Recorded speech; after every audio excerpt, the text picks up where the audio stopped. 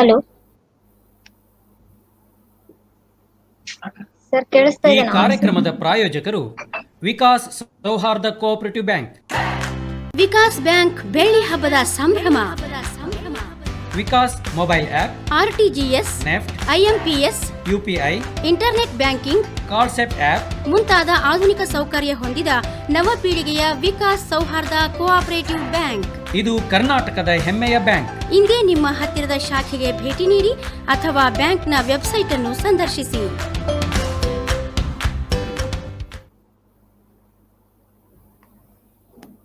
Vikas, I'm here to introduce our digital banking services. Please come.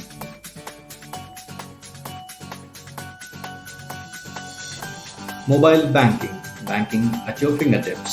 Fund transfer, balance inquiry, mini statement. Download app from Play Store and Apple Store. ATM cum debit card, it's a multi-purpose case. Cash withdrawal, purchase at online, purchase at POS. Card Safe app for card security purpose. Block and unlock card by yourself, set transaction limit, stop being victim. Internet banking, account view, real-time balance view, Yum passbook, download statement. UPI, link your account to any UPI payment app, Google Pay, PhonePe, Paytm. Experience the convenient digital banking channels. For more information, please visit your nearest branch.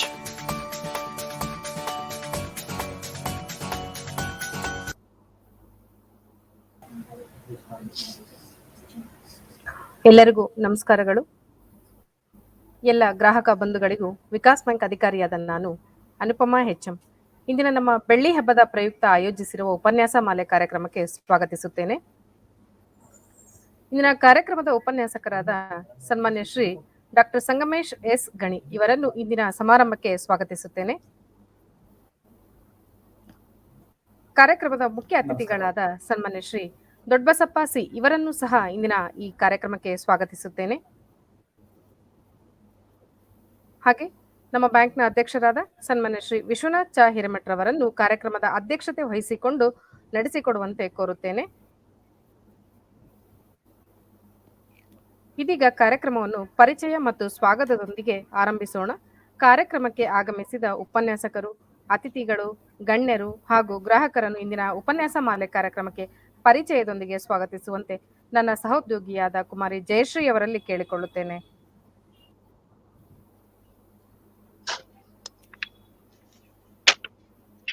ಎಲ್ಲರಿಗೂ ನಮಸ್ಕಾರ. ಇಂದಿನ ಕಾರ್ಯಕ್ರಮದ ಉಪನ್ಯಾಸಕರಾದ doctor Sangamesh S ಗಣಿರವರು Kannada ವಿಭಾಗ TMAES academy of science and commerce ಕಾಲೇಜಿನ ಮುಖ್ಯಸ್ಥರಾಗಿದ್ದಾರೆ.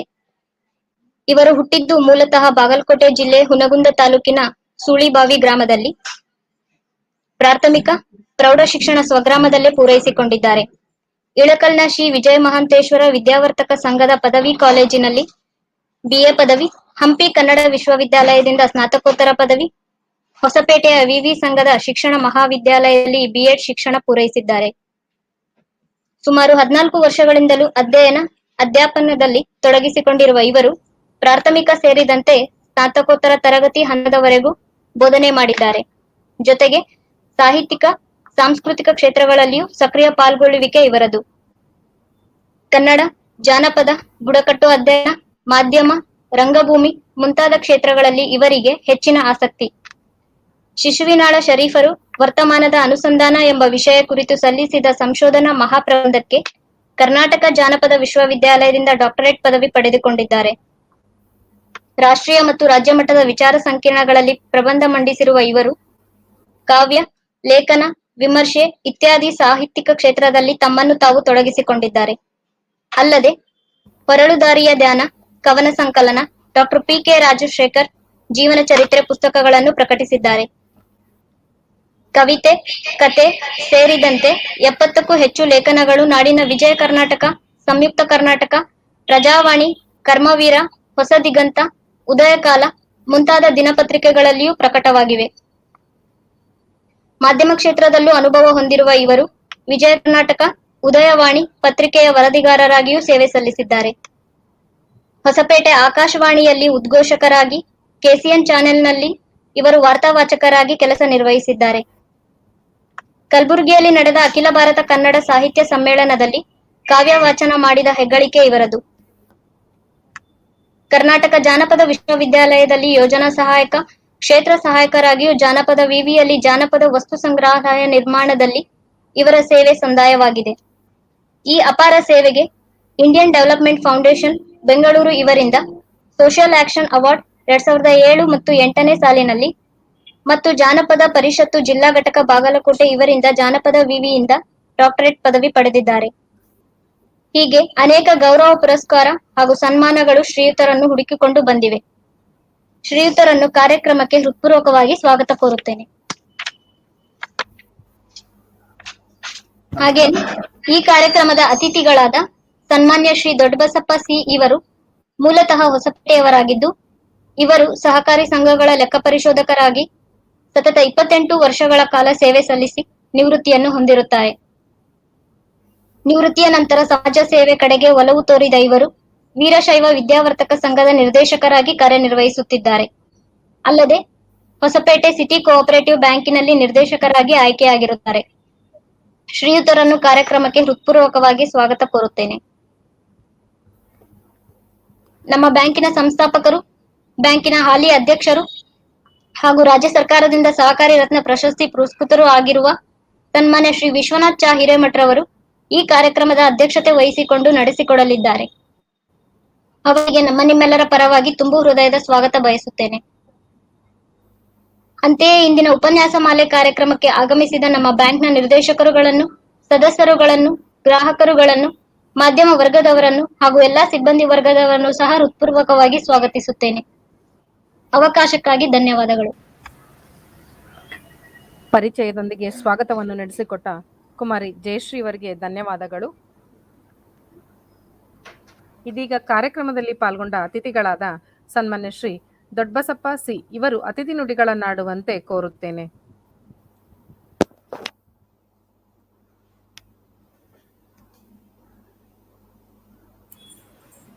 Sir unmute ಮಾಡಿ sir.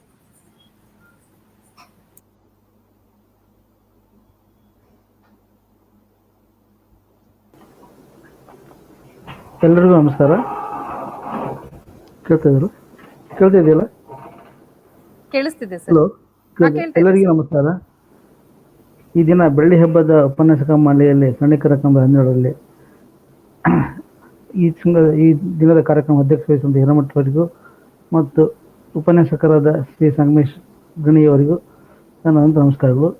ಈ ಕನ್ನಡದ ಪ್ರಸ್ತುತದ ಬಗ್ಗೆ ಅವರು ಹೆಚ್ಚಿನ ಬಗ್ಗೆ ವಿಶ್ರಾಂತಿ ತಿಳಿಸ್ತಾರೆ ಅಂತ ಹೇಳಿದ್ದೇನೆ. ಈ ವಿಷಯದಲ್ಲಿ ಕನ್ನಡದ ಬಗ್ಗೆ ನಮ್ಮ ಕರ್ನಾಟಕದಲ್ಲಿರುವ ಜನರು ಅಳವಡಿಸಿಕೊಳ್ಳಲು ಪ್ರತಿಯೊಬ್ಬ ರಾಜ್ಯದ ಸದಸ್ಯ ಜನರು ಮತ್ತು ನಮ್ಮ ರಾಜ್ಯದಲ್ಲಿ ನೆಲೆಸಿರುವಂಥ ಅಂತರ್ರಾಜ್ಯ ಮತ್ತು ಅಂತರ್ದೇಶದ ಜನರೆಲ್ಲರೂ ದಿನನಿತ್ಯ ನುಡಿಗಳಲ್ಲಿ ಕನ್ನಡವನ್ನು ವ್ಯಾಪಕವಾಗಿ ಅಳವಡಿಸಿಕೊಳ್ಳಬೇಕು. ತಮ್ಮ ಮಾತೃಭಾಷೆ ಯಾವುದೇ ಆಗಿದ್ದರೂ ಕನ್ನಡವನ್ನು ಅನುಷ್ಠಾನಗೊಳ್ಳಲು ಪ್ರಯತ್ನಿಸಬೇಕು ಮತ್ತು ದಿನನಿತ್ಯ ವ್ಯವಹಾರಗಳಲ್ಲಿ ಕನ್ನಡವನ್ನು ಅತಿ ಶೀಘ್ರವಾಗಿ ಬಳಸಿಕೊಳ್ಳಬೇಕಂತೇಳಿ ನನ್ನ ಸವಿನಯ ಪ್ರಾರ್ಥನೆಯಿಂದ ನನ್ನ ಅತಿಥಿ ಭಾಷಣ ಮುಗಿಸಿದ್ದೇನೆ. ಅತಿಥಿ ನುಡಿಗಳನ್ನಾಡಿದ ಶ್ರೀ ದೊಡ್ಡಬಸಪ್ಪ ಸಿ ಇವರಿಗೆ ಧನ್ಯವಾದಗಳು. ಈಗ ಪುಟ್ಟ ವಿರಾಮ ತೆಗೆದುಕೊಂಡು ಬರೋಣ.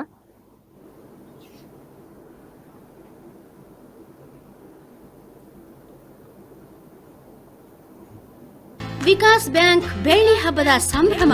ವರ್ಷದ 365 ದಿನ ರಜರಹಿತ ಸೇವೆ. ಬನ್ನಿ, ನಮ್ಮಲ್ಲಿ ಉಳಿತಾಯ ಖಾತೆ, ಚಾಲ್ತಿ ಖಾತೆ, ಆರ್ಡಿ ಖಾತೆ ಆರಂಭಿಸಿ. ಮುದ್ದತ್ತು ಠೇವಣಿಗಳ ಮೇಲೆ ಆಕರ್ಷಕ ಬಡ್ಡಿದರ. ಎಲ್ಲ ಆಧುನಿಕ ತಂತ್ರಜ್ಞಾನ ಹೊಂದಿದ ನವ ಪೀಳಿಗೆಯ ವಿಕಾಸ್ ಸೌಹಾರ್ದ ಕೋಆಪರೇಟಿವ್ ಬ್ಯಾಂಕ್. ಇದು ಕರ್ನಾಟಕದ ಹೆಮ್ಮೆಯ ಬ್ಯಾಂಕ್. ಇಂದೇ ನಿಮ್ಮ ಹತ್ತಿರದ ಶಾಖೆಗೆ ಭೇಟಿ ನೀಡಿ ಅಥವಾ ಬ್ಯಾಂಕ್ನ ವೆಬ್ಸೈಟ್ ಅನ್ನು ಸಂದರ್ಶಿಸಿ.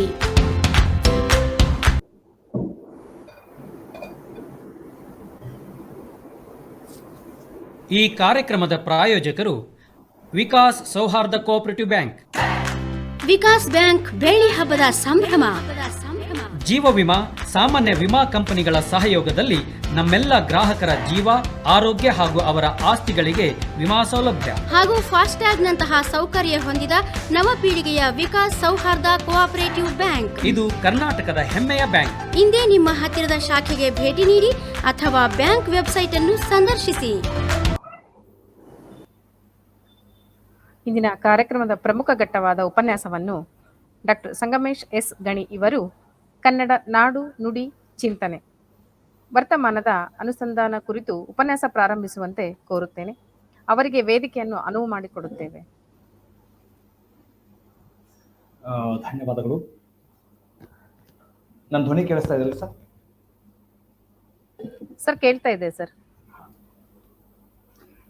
ಎಲ್ರಿಗೂ ನಮಸ್ಕಾರ. ಹೆಸರಾಯಿತು ಕರ್ನಾಟಕ, ಉಸಿರಾಗಲಿ ಕನ್ನಡ. ಹೆಸರಾಯಿತು ಕರ್ನಾಟಕ, ಉಸಿರಾಗಲಿ ಕನ್ನಡ. ಹಸಿಗೋಡೆಯ ಹರಳಿನಂತೆ ಹುಸಿ ಹೋಗದ ಕನ್ನಡ. ಹೊಸೆದ ಹಾಗೆ ಹುರಿಕೊಳ್ಳುವ ಗುರಿತಾಗುವ ಕನ್ನಡ. ಕುರಿತೋದದ ಪರಿಣತಮತಿ, ಅರಿತವರಿಗದು ಹೊಂಗಡ, ಅರಿತವರಿಗದು ಹೊಂಗೋಣ. ಕವಿ ಚನ್ನವೀರ ಕಣವಿಯವರ ಈ ಮಾತನ್ನ ಉದ್ಧರಿಸ್ತಾ ಇವತ್ತಿನ ಈ ಕಾರ್ಯಕ್ರಮದಲ್ಲಿ ನನ್ನೊಟ್ಟಿಗೆ ಉಪಸ್ಥಿತರಿರುವಂತಹ ಈ ಕಾರ್ಯಕ್ರಮದ ಅತಿಥಿಗಳು ಹಿರಿಯ ಲೆಕ್ಕ ಪರಿಶೋಧಕರಾಗಿರುವಂತಹ ಸಿ ದೊಡ್ಡಬಸಪ್ಪ ಸರ್ ಅವರೇ, ಹಾಗೂ ಈ ಕಾರ್ಯಕ್ರಮದ ಅಧ್ಯಕ್ಷತೆಯನ್ನ ವಹಿಸಿಕೊಂಡಿರುವಂತಹ ವಿಕಾಸ ಸೌಹಾರ್ದ ಕೋಆಪರೇಟಿವ್ ಬ್ಯಾಂಕಿನ ಅಧ್ಯಕ್ಷರು ಆದಂತಹ ವಿಶ್ವನಾಥ್ ಚ ಹಿರೇಮಠ್ ಸರ್ ಅವರೇ, ಹಾಗೂ ಜಗತ್ತಿನಾದ್ಯಂತ ಈ ಕಾರ್ಯಕ್ರಮವನ್ನ ವೀಕ್ಷಿಸ್ತಾ ಇರುವಂತಹ ಮತ್ತೆ ಕೇಳ್ತಾ ಇರುವಂತಹ ಎಲ್ಲ ಕನ್ನಡ ಬಂಧುಗಳಿಗೆ ಮತ್ತು ಜಗತ್ತಿನ ಎಲ್ಲ ಜನರಿಗೆ ಎಲ್ಲರಿಗೂ ನಮಸ್ಕಾರಗಳನ್ನು ತಿಳಿಸ್ತಾ, ಇವತ್ತು ನಾವು 66ನೇ ಕರ್ನಾಟಕ ರಾಜ್ಯೋತ್ಸವದ ಸಂಭ್ರಮದಲ್ಲಿ ಇದ್ದೇವೆ. ನಿಜಕ್ಕೂ ಎಲ್ರಿಗೂ ಕರ್ನಾಟಕ ರಾಜ್ಯೋತ್ಸವದ ಹಾರ್ದಿಕ ಶುಭಾಶಯಗಳು.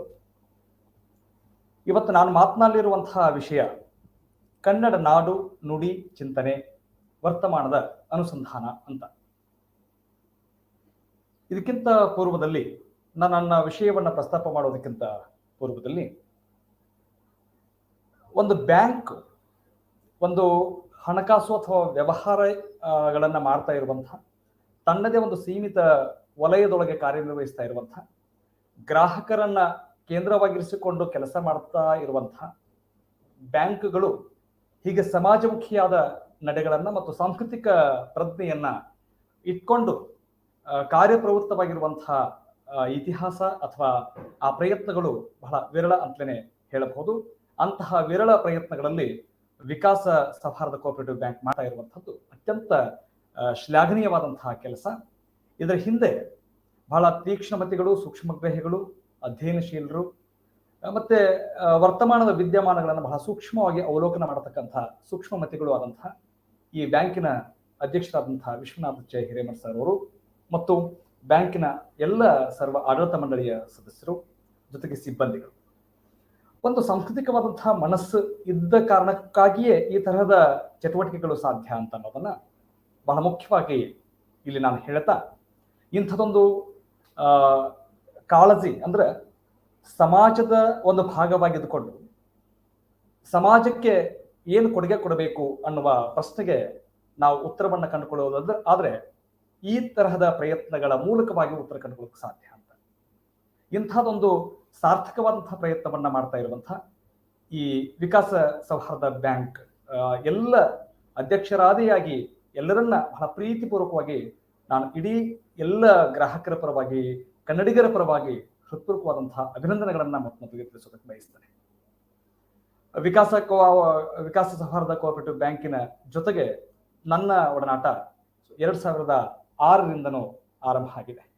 ನನ್ನನ್ನು ಬಹಳ ಪ್ರೀತಿಯಿಂದ, ಅಭಿಮಾನದಿಂದ ಕಾಣ್ತಾ ಇರುವಂತಹ ಬ್ಯಾಂಕಿನ ಅಧ್ಯಕ್ಷರಾದಂತಹ ವಿಶ್ವನಾಥ್ ಚ ಹಿರೇಮಠ್ ಸರ್ ಅವರಿಗೆ ಮತ್ತೊಮ್ಮೆ ನನ್ನ ವೈಯಕ್ತಿಕ ಧನ್ಯವಾದಗಳನ್ನ ತಿಳಿಸೋದಕ್ಕೆ ಬಯಸ್ತೇನೆ. ಇವತ್ತು ನನಗೆ ಕೊಟ್ಟಿರುವಂತಹ ವಿಷಯ ಕನ್ನಡ ನಾಡು ನುಡಿ ಚಿಂತನೆ ಮತ್ತು ವರ್ತಮಾನದ ಅನುಸಂಧಾನ ಅಂತ.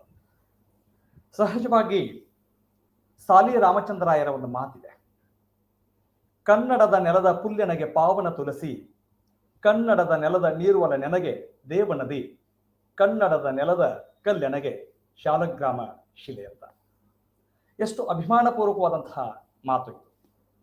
ಕನ್ನಡ ನಾಡು ಶಕ್ತಿಕಣ ಮಂತ್ರಕಣ ಅಂತ ಹೇಳುವ ಕುವೆಂಪು ಅವರ ಮಾತುಗಳನ್ನು ನಾವು ನೆನಪಿಸಿಕೊಟ್ರೆ, ಈವರೆಗೆ ಕನ್ನಡ ನಾಡು ನುಡಿ ಚಿಂತನೆ ಅಂತ ಬಂದಾಗ ಏಕೀಕರಣ ಪೂರ್ವ ಮತ್ತು ಏಕೀಕರಣೋತ್ತರ ಸ್ಥಿತ್ಯಂತರಗಳನ್ನು ಮತ್ತು ಹಂತಗಳನ್ನು ಕುರಿತು ನಾನು ಮಾತನಾಡೋದಕ್ಕೆ ಬಯಸ್ತೇನೆ. ಕರ್ನಾಟಕ ಅಂದ ಕೂಡಲೇ ಅಥವಾ ಕನ್ನಡ ನುಡಿ ಅಂದ ಕೂಡಲೇ ನಮ್ಮಲ್ಲಿ ಒಂದು ಪುಳಕ ಸಹಜವಾಗಿ ಬರ್ತದೆ. ಆದರೆ ಈ ಸಂಭ್ರಮ ನವೆಂಬರ್ ತಿಂಗಳಿನಾದ್ಯಂತ ನಾವು ಆಚರಿಸುವಂತಹ ಈ ರಾಜ್ಯೋತ್ಸವದ ಸಂಭ್ರಮದ ಈ ಘಳಿಗೆಯಲ್ಲಿ ಒಂದು ರೀತಿ ಆತ್ಮಾವಲೋಕನ ಮಾಡಿಕೊಳ್ಬೇಕು ಅಂತ ಅನಿಸ್ತದೆ. ಇದು ಒಂದು ಆತ್ಮನಿರೀಕ್ಷಣೆಯನ್ನ ಆತ್ಮಾವಲೋಕನ ಮಾಡಿಕೊಳ್ಳತಕ್ಕಂಥ ಸಂದರ್ಭ ಅಂತ ನಾನು ಭಾವಿಸ್ತೇನೆ. ಯಾಕಂದ್ರೆ ಇತಿಹಾಸವನ್ನ ಅರಿಯಲಾರದವರು ಇತಿಹಾಸವನ್ನ ಕಟ್ಟೋದಕ್ಕೆ ಸಾಧ್ಯ ಇಲ್ಲ ಅಂತ ಒಂದು ಮಾತಿದೆ. ಅಲ್ಲದೆ ಹಿಂದನ ಹೆಜ್ಜೆ ನರಿಯಲಾರದೆ ಮುಂದನ ಹೆಜ್ಜೆ ನರಿಯಲು ಬಾರದು ಅಂತ ಅಲ್ಲಮ ಹೇಳ್ತಾರೆ. ನಮ್ಮ ನಾಡು ಹೇಗೆ ಉದಯವಾಯಿತು ಅನ್ನುವುದರ ಒಂದು ಸಂಕ್ಷಿಪ್ತವಾದಂತಹ ನೋಟವನ್ನ ಅಥವಾ ಒಂದು ಸ್ಥೂಲವಾದಂತಹ ಪರಿಚಯವನ್ನ ನಾನು ಮಾಡಿಕೊಟ್ಟು, ಏಕೀಕರಣ ಪೂರ್ವ ಕರ್ನಾಟಕ ಏಕೀಕರಣ ಪೂರ್ವ ಮತ್ತು ಏಕೀಕರಣೋತ್ತರ ಈ ಎರಡು ಹಂತಗಳಲ್ಲಿ ನಾನು ಕರ್ನಾಟಕದ ಅಥವಾ ಕನ್ನಡ ನುಡಿಯ ಅಥವಾ ಬೆಳವಣಿಗೆಯ ಅಥವಾ ಕರ್ನಾಟಕದ ಒಟ್ಟು ಸಾಂಸ್ಕೃತಿಕ ಚಿತ್ರಣವನ್ನ ಕುರಿತು ನನ್ನ ಆಲೋಚನೆಗಳನ್ನ ಮತ್ತು ವಿಚಾರಗಳನ್ನ ತಮ್ಮೊಟ್ಟಿಗೆ ಹಂಚಿಕೊಳ್ಳೋದಕ್ಕೆ ಬಯಸ್ತೇನೆ. ಬಹಳ ಮುಖ್ಯವಾಗಿ ನಾವು ಕರ್ನಾಟಕದ ಇತಿಹಾಸ ಅಂದ ಕೂಡಲೇ ಕವಿರಾಜ ಮಾರ್ಗಕಾರನ ಮಾತುಗಳನ್ನು ಉಲ್ಲೇಖ ಮಾಡಲಾರದೇನೆ ಕರ್ನಾಟಕದ ಮತ್ತು ಕನ್ನಡ ನುಡಿಯ ಮತ್ತು ಕನ್ನಡಿಗರ ಬಗೆಗಿನ ವ್ಯಾಖ್ಯಾನಗಳನ್ನು ಅಥವಾ ಮಾತುಗಳನ್ನು ಹೇಳದೇ ಇರೋದಕ್ಕೆ ಸಾಧ್ಯ ಆಗೋದಿಲ್ಲ ಅಂತ. ಆದ್ದರಿಂದಾಗಿಯೇ ಹೇಳೋದಾದ್ರೆ ಕವಿರಾಜ ಮಾರ್ಗ ಕೃತಿ, ಶ್ರೀ ವಿಜಯ ಬರೆದಿರುವಂತಹ ಕವಿರಾಜ ಮಾರ್ಗ ಕೃತಿ 9ನೇ ಶತಮಾನದ ಸಂದರ್ಭದಲ್ಲಿ ರಚನೆ ಆದಂತಹ ಕೃತಿ ಅದು. ಕನ್ನಡದ ಮೊಟ್ಟ ಮೊದಲ ಅಲಂಕಾರಿಕ ಕೃತಿಯೂ ಹೌದು, ಕಾವ್ಯವೂ ಹೌದು, ಶಾಸ್ತ್ರಗ್ರಂಥವೂ ಹೌದು. ಶ್ರೀ ವಿಜಯನ ಕನ್ನಡಾಭಿಮಾನ ಮತ್ತು ಕನ್ನಡದ ಬಗೆಗಿನ ಪ್ರಜ್ಞೆ ಎಷ್ಟು ಜಾಗೃತವಾಗಿತ್ತು ಅಂತ ಅನ್ನುವಂಥದ್ದನ್ನ ಗಮನಿಸಿದ್ರೆ, ಕಾವೇರಿ ಇಂದಮ ಗೋದಾವರಿವರ ವೀರ್ಪರ ನಾಡದ ಕನ್ನಡದೋಳ್ ಭಾವಿಸಿದ ಜನಪದ ವಿಲೀನ ವಿಷದ ವಿಷಯ ವಿಶೇಷಂ ಅಂತ ಹೇಳ್ತಾರೆ. ಕಾವೇರಿ ಇಂದಮ ಗೋದಾವರಿವರ ಮಿರ್ಪನಾಡದ ಕನ್ನಡದೋಳ್ ಭಾವಿಸಿದ ಜನಪದ ವಿಲೀನ ವಿಷದ ವಿಷಯ ವಿಶೇಷಂ ಅಂತ ಹೇಳ್ತಾರೆ. ಅಂದ್ರೆ ಎಷ್ಟು ಕನ್ನಡ ನಾಡಿನ ಭೌಗೋಳಿಕ ಗಡಿಗಳನ್ನ ಉಲ್ಲೇಖ ಮಾಡುವಂತಹ ಕವಿರಾಜ ಮಾರ್ಗಕಾರ ಬಹಳ ಸ್ಪಷ್ಟವಾದಂತಹ ನದಿಗಳ ಮೂಲಕವಾಗಿ ಗಡಿಗಳನ್ನ ಗುರುತಿಸುವ ಪ್ರಯತ್ನವನ್ನು ಮಾಡ್ತಾರೆ. ನಿಜಕ್ಕೂ ಈಗ ಗಡಿಗಳು ಕಿರಿದಾಗಿವೆ ಅನ್ನೋದು ಸತ್ಯವಾದಂತಹ. ಕನ್ನಡಿಗರ ಬಗೆಗೆ ಮಾತನಾಡ್ತಾ ಅದರೊಳಗಂ ಕಿಸುವಳಲು ವಿದಿತ ಮಹಾಕೊಪಣ ನಗರದ ಪುಲಿಗೆರೆಯ ಸದವಿಸ್ತುತ ಮೊಕ್ಕುಂದದ ನಡುವಣ ನಾಡೆ ಕನ್ನಡದ ತಿರುಳ್ಳಂತ. ಕೊಪ್ಪಳ, ಒಕ್ಕುಂದ, ಲಕ್ಷ್ಮೇಶ್ವರ ಈ ಭಾಗದ ಒಟ್ಟು ಪ್ರದೇಶ ಇತ್ತಲ್ಲ, ಈ ಪ್ರದೇಶದಲ್ಲಿ ಇರುವಂತಹ ಜನ ಮಾತನಾಡುವ ಭಾಷೆ ನಿಜವಾದಂತಹ ಭಾಷೆ ಅಂತ ಗುರುತಿಸ್ತಾನೆ ಕವಿರಾಜ ಮಾರ್ಗಕಾರ. ಹೀಗೆ ಹೇಳ್ತಾ ಕನ್ನಡಿಗರ ಗುಣ ಸ್ವಭಾವದ ಬಗ್ಗೆಯೂ ಕೂಡ ಉಲ್ಲೇಖ ಮಾಡ್ತಾನೆ. ಪದ ನರಿದು ನುಡಿಯಲುಂ ನುಡಿದುದ ನರಿದ ಆರೈಯಲುಂ ಆರ್ಪರ ನಾಡವರ್ಗಳ್ ಚದುರರು ನಿಜದಿಂ ಕುರಿತೋದದೆಯುಂ ಕಾವ್ಯ ಪ್ರಯೋಗ ಪ್ರಣತ ಮತಿಗಳ್ ಅಂತ ಎಷ್ಟು ಅಭಿಮಾನದ ಮಾತುಗಳನ್ನ ಆಡ್ತಾನೆ. ಅಂದ್ರೆ ಯಾವುದೇ ಶಾಸ್ತ್ರಗ್ರಂಥಗಳ ಅರಿವಿಲ್ಲದೆ ಇದ್ರೂ ಕೂಡ ಕನ್ನಡಿಗರು ಸೃಷ್ಟಿಶೀಲ ಪ್ರತಿಭೆಗಳನ್ನ ಸಹಜವಾಗಿಯೇ ಪಡೆದುಕೊಂಡವರು ಅನ್ನೋದನ್ನ ಬಹಳ ಅಭಿಮಾನಪೂರ್ವಕವಾಗಿ ಹೇಳ್ತಾನೆ ಕವಿರಾಜ ಮಾರ್ಗಕಾರ ಶ್ರೀ ವಿಜಯ. ಅಲ್ಲದೆ ಕನ್ನಡಿಗರ ಗುಣ ಸ್ವಭಾವಗಳನ್ನ ಕುರಿತು ಹೇಳುವಾಗ ಸುಭಟರ್ಕಳ್, ಕವಿಗಳ್, ಸುಪ್ರಭುಗಳ್, ಚೆಲ್ವರ್ಕಳ್, ಅಭಿಜನರ್ಕಳ್, ಗುಣಿಗಳ್, ಅಭಿಮಾನಿಗಳ್, ಅತ್ಯುಗ್ರರ್, ಗಭೀರ ಚಿತ್ತರ್, ವಿವೇಕಿಗಳ್, ನಾಡವರ್ಗಳು. ಯಾವ್ಯಾವ ತರಹದ ಲಕ್ಷಣಗಳನ್ನ ಕನ್ನಡಿಗರ ರಕ್ತದೊಳಗೆ ಬೆರೆತುಕೊಂಡು ಬಿಟ್ಟಿದ್ದಾವೆ ಅಂತ.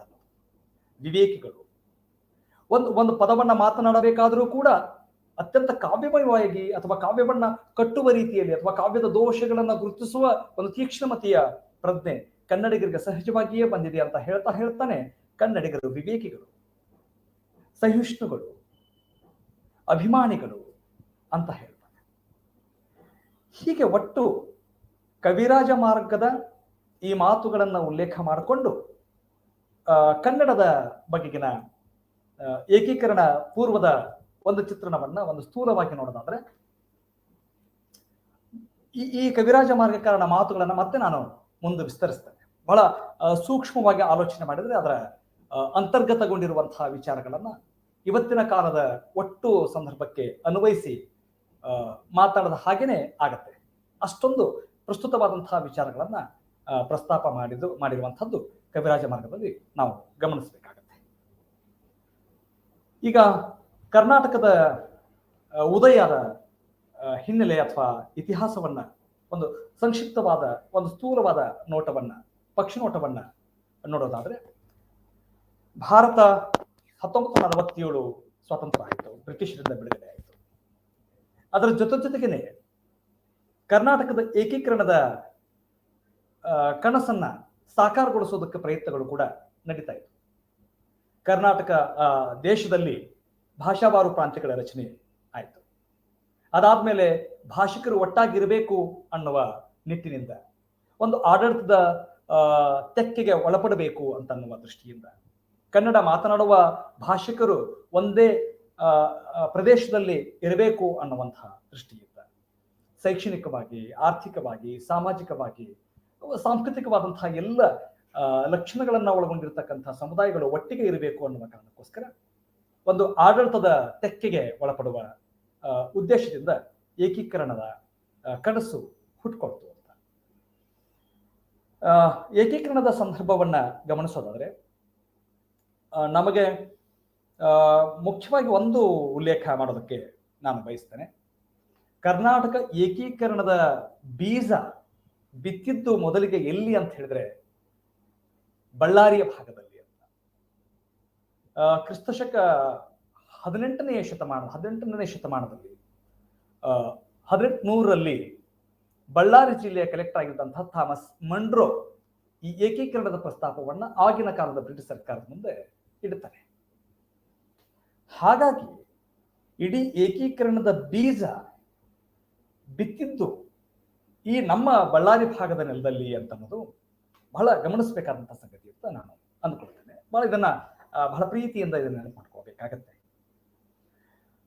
ನಂತರ 1823ರಲ್ಲಿ ಬ್ರಿಟಿಷ್ ಸರ್ಕಾರ ತನ್ನದೇ ಆದಂತಹ ಒಂದು ಕುತಂತ್ರದ ದೃಷ್ಟಿಯಿಂದ ಈ ಮಂಡ್ರೋರ ಅಭಿಪ್ರಾಯವನ್ನ ಅವರು ವಿರೋಧ ಮಾಡ್ತಾರೆ. ಒರಿಸ್ಸಾ, ಬಂಗಾಳ ವಿಭಜನೆ ಈ ಥರದ ಪ್ರಯತ್ನಗಳನ್ನ ಮಾಡ್ತಾರೆ. ಆದ್ರೆ ಒಟ್ಟು ಕನ್ನಡಿಗರು ಒಂದು ಕಡೆಗೆ ಒಗ್ಗೂಡಬೇಕು ಅನ್ನುವಂತಹ ಕನಸು ಮಾತ್ರ ನಿರಂತರವಾಗಿ ನಮ್ಮ ನಾಯಕರುಗಳಲ್ಲಿ, ಪೂರ್ವ ಸೂರಿಗಳಲ್ಲಿ ಅದು ಇದ್ದೇ ಇತ್ತು. ಆಲೂರು ವೆಂಕಟರಾದಿಯಾಗಿ ಹಿಡಿದುಕೊಂಡು ಬಹಳ ಮುಖ್ಯವಾಗಿ ಗಮನಿಸೋದಾದ್ರೆ ಆಲೂರು ವೆಂಕಟರಾಯರು, ಹುಯಿಲಗೋಳ ನಾರಾಯಣರಾಯರು, ರಾಹ ದೇಶಪಾಂಡೆ ಅವರು, ಇವರೆಲ್ಲರ ಎಸ್ ನಿಜಲಿಂಗಪ್ಪ ಅವರು, ಪಾಟೀಲ್ ಪುಟ್ಟಪ್ಪನವರು, ಹೀಗೆ ಅನೇಕರು, ಶಾಂತ ಕವಿಗಳು, ಸಕ್ರಿ ಬಾಲಾಚಾರ್ಯರು ಅಂತ ಹೇಳುವ ಶಾಂತ ಕವಿಗಳು, ಇವರೆಲ್ಲರೂ ಇಡೀ ಕರ್ನಾಟಕವನ್ನ ಒಂದುಗೂಡಿಸ್ಬೇಕು ಅಂತ ಬಹಳ ಹೋರಾಟವನ್ನೇ ಮಾಡ್ತಾರೆ. ಯಾಕಂದ್ರೆ ಅಭಿಮಾನ ಅಂತದ್ದು. ಇದರ ಭಾಗವಾಗಿ 1915ರಲ್ಲಿ ಕರ್ನಾಟಕ ಸಾಹಿತ್ಯ ಪರಿಷತ್ತು ಆರಂಭ ಆಗುತ್ತೆ. ಅದಕ್ಕಿಂತ ಪೂರ್ವದಲ್ಲಿ 1890ರಲ್ಲಿ ಧಾರವಾಡದಲ್ಲಿ ಕರ್ನಾಟಕ ವಿದ್ಯಾವರ್ಧಕ ಸಂಘವನ್ನ ರಾಹ ದೇಶಪಾಂಡೆ ಅವರು ಆರಂಭ ಮಾಡ್ತಾರೆ.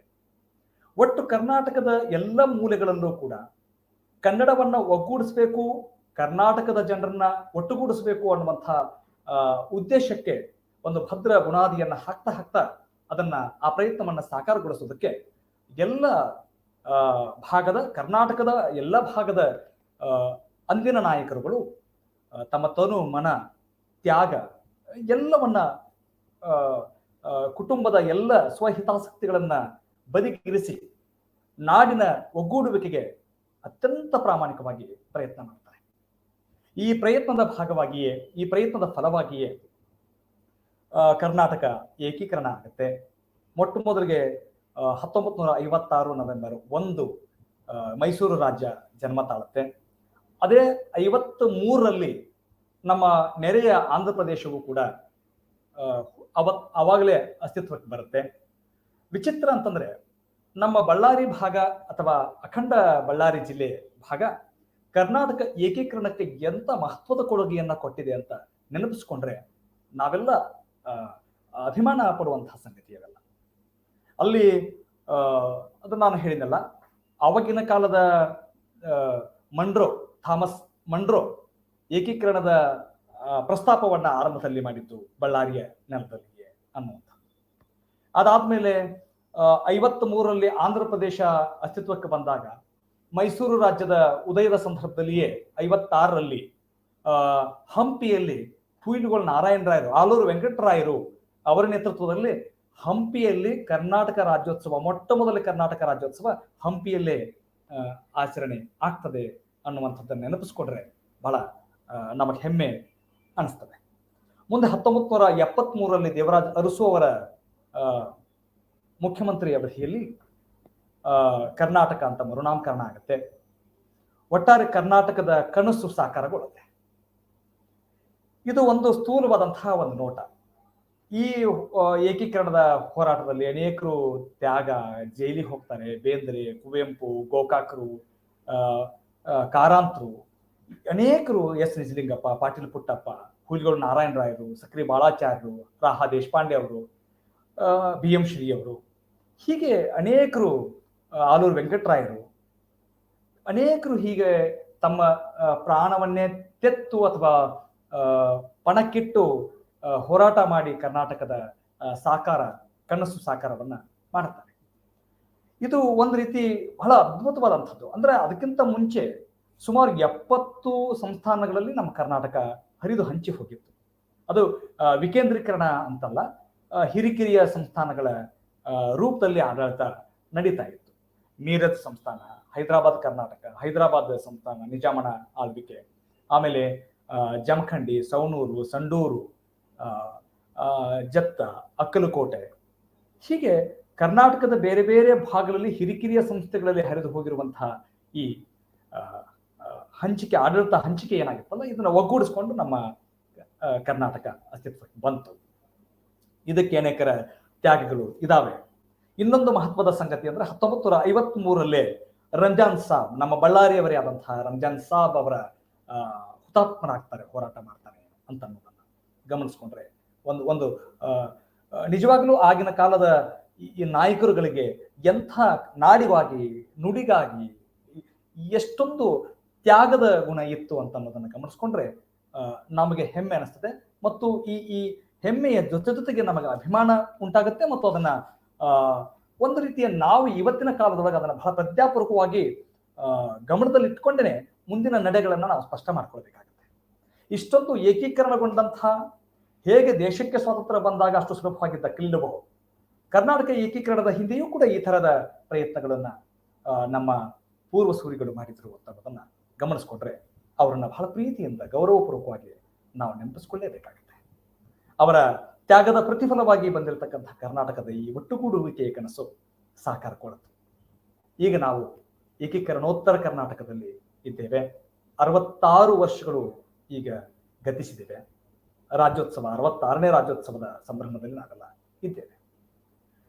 ಈ ಸಂದರ್ಭದಲ್ಲಿ ನನಗೆ ಬಹಳ ಮುಖ್ಯವಾಗಿ ಕಾಡುವಂಥದ್ದು, ಕರ್ನಾಟಕ ಏಕೀಕರಣ ಆದಮೇಲೆ, ಕರ್ನಾಟಕ ಏಕೀಕರಣ ಆಯಿತು,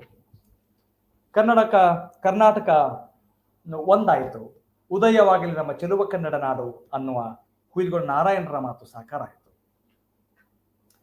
ಇದೆಲ್ಲ ಆದ್ಮೇಲೆ ಕರ್ನಾಟಕ ಏಕೀಕರಣ, ಉತ್ತರ ಕರ್ನಾಟಕದ ಸ್ಥಿತಿಗಳು ಹೇಗಾಯಿತು, ಇದರ ಬಗ್ಗೆನೂ ಕೂಡ ನಾವು ಗಂಭೀರವಾಗಿ ಆಲೋಚನೆ ಮಾಡಬೇಕು. ಅದಕ್ಕಿಂತ ಪೂರ್ವದಲ್ಲಿ ಕನ್ನಡದ ಒಂದು ಪ್ರಾಚೀನತೆಯನ್ನ ಅರ್ಥ ಮಾಡಿಕೊಳ್ಳೋದಾದ್ರೆ, ಕ್ರಿಸ್ತಶಕ 450ರಲ್ಲಿ ನಮಗೆ ಮೊಟ್ಟ ಮೊದಲ ಶಾಸನ ಹಲ್ಮಿಡಿ ಶಾಸನ ಸಿಕ್ತು.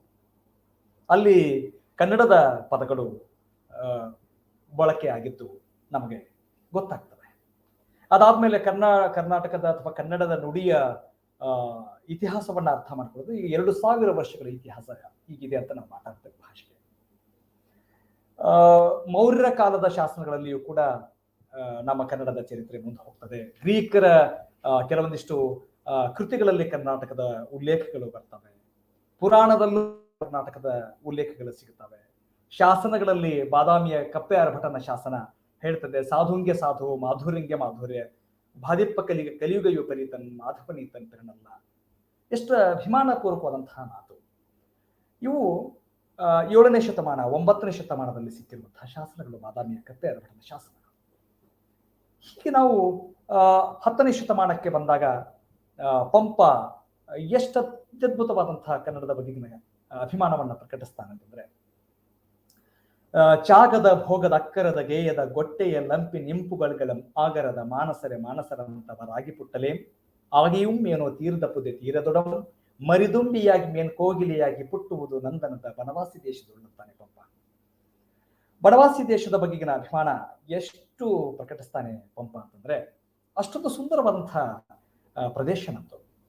ಪಶ್ಚಿಮ ಘಟ್ಟ, ಕಾವೇರಿ, ಶರಾವತಿ, ಕೃಷ್ಣೆ, ತುಂಗಭದ್ರೆ, ಭೀಮ, ಎಷ್ಟೊಂದು ನದಿಗಳು ಹರಿದಿರುವಂತಹ ನಾಡು ನಮ್ದು.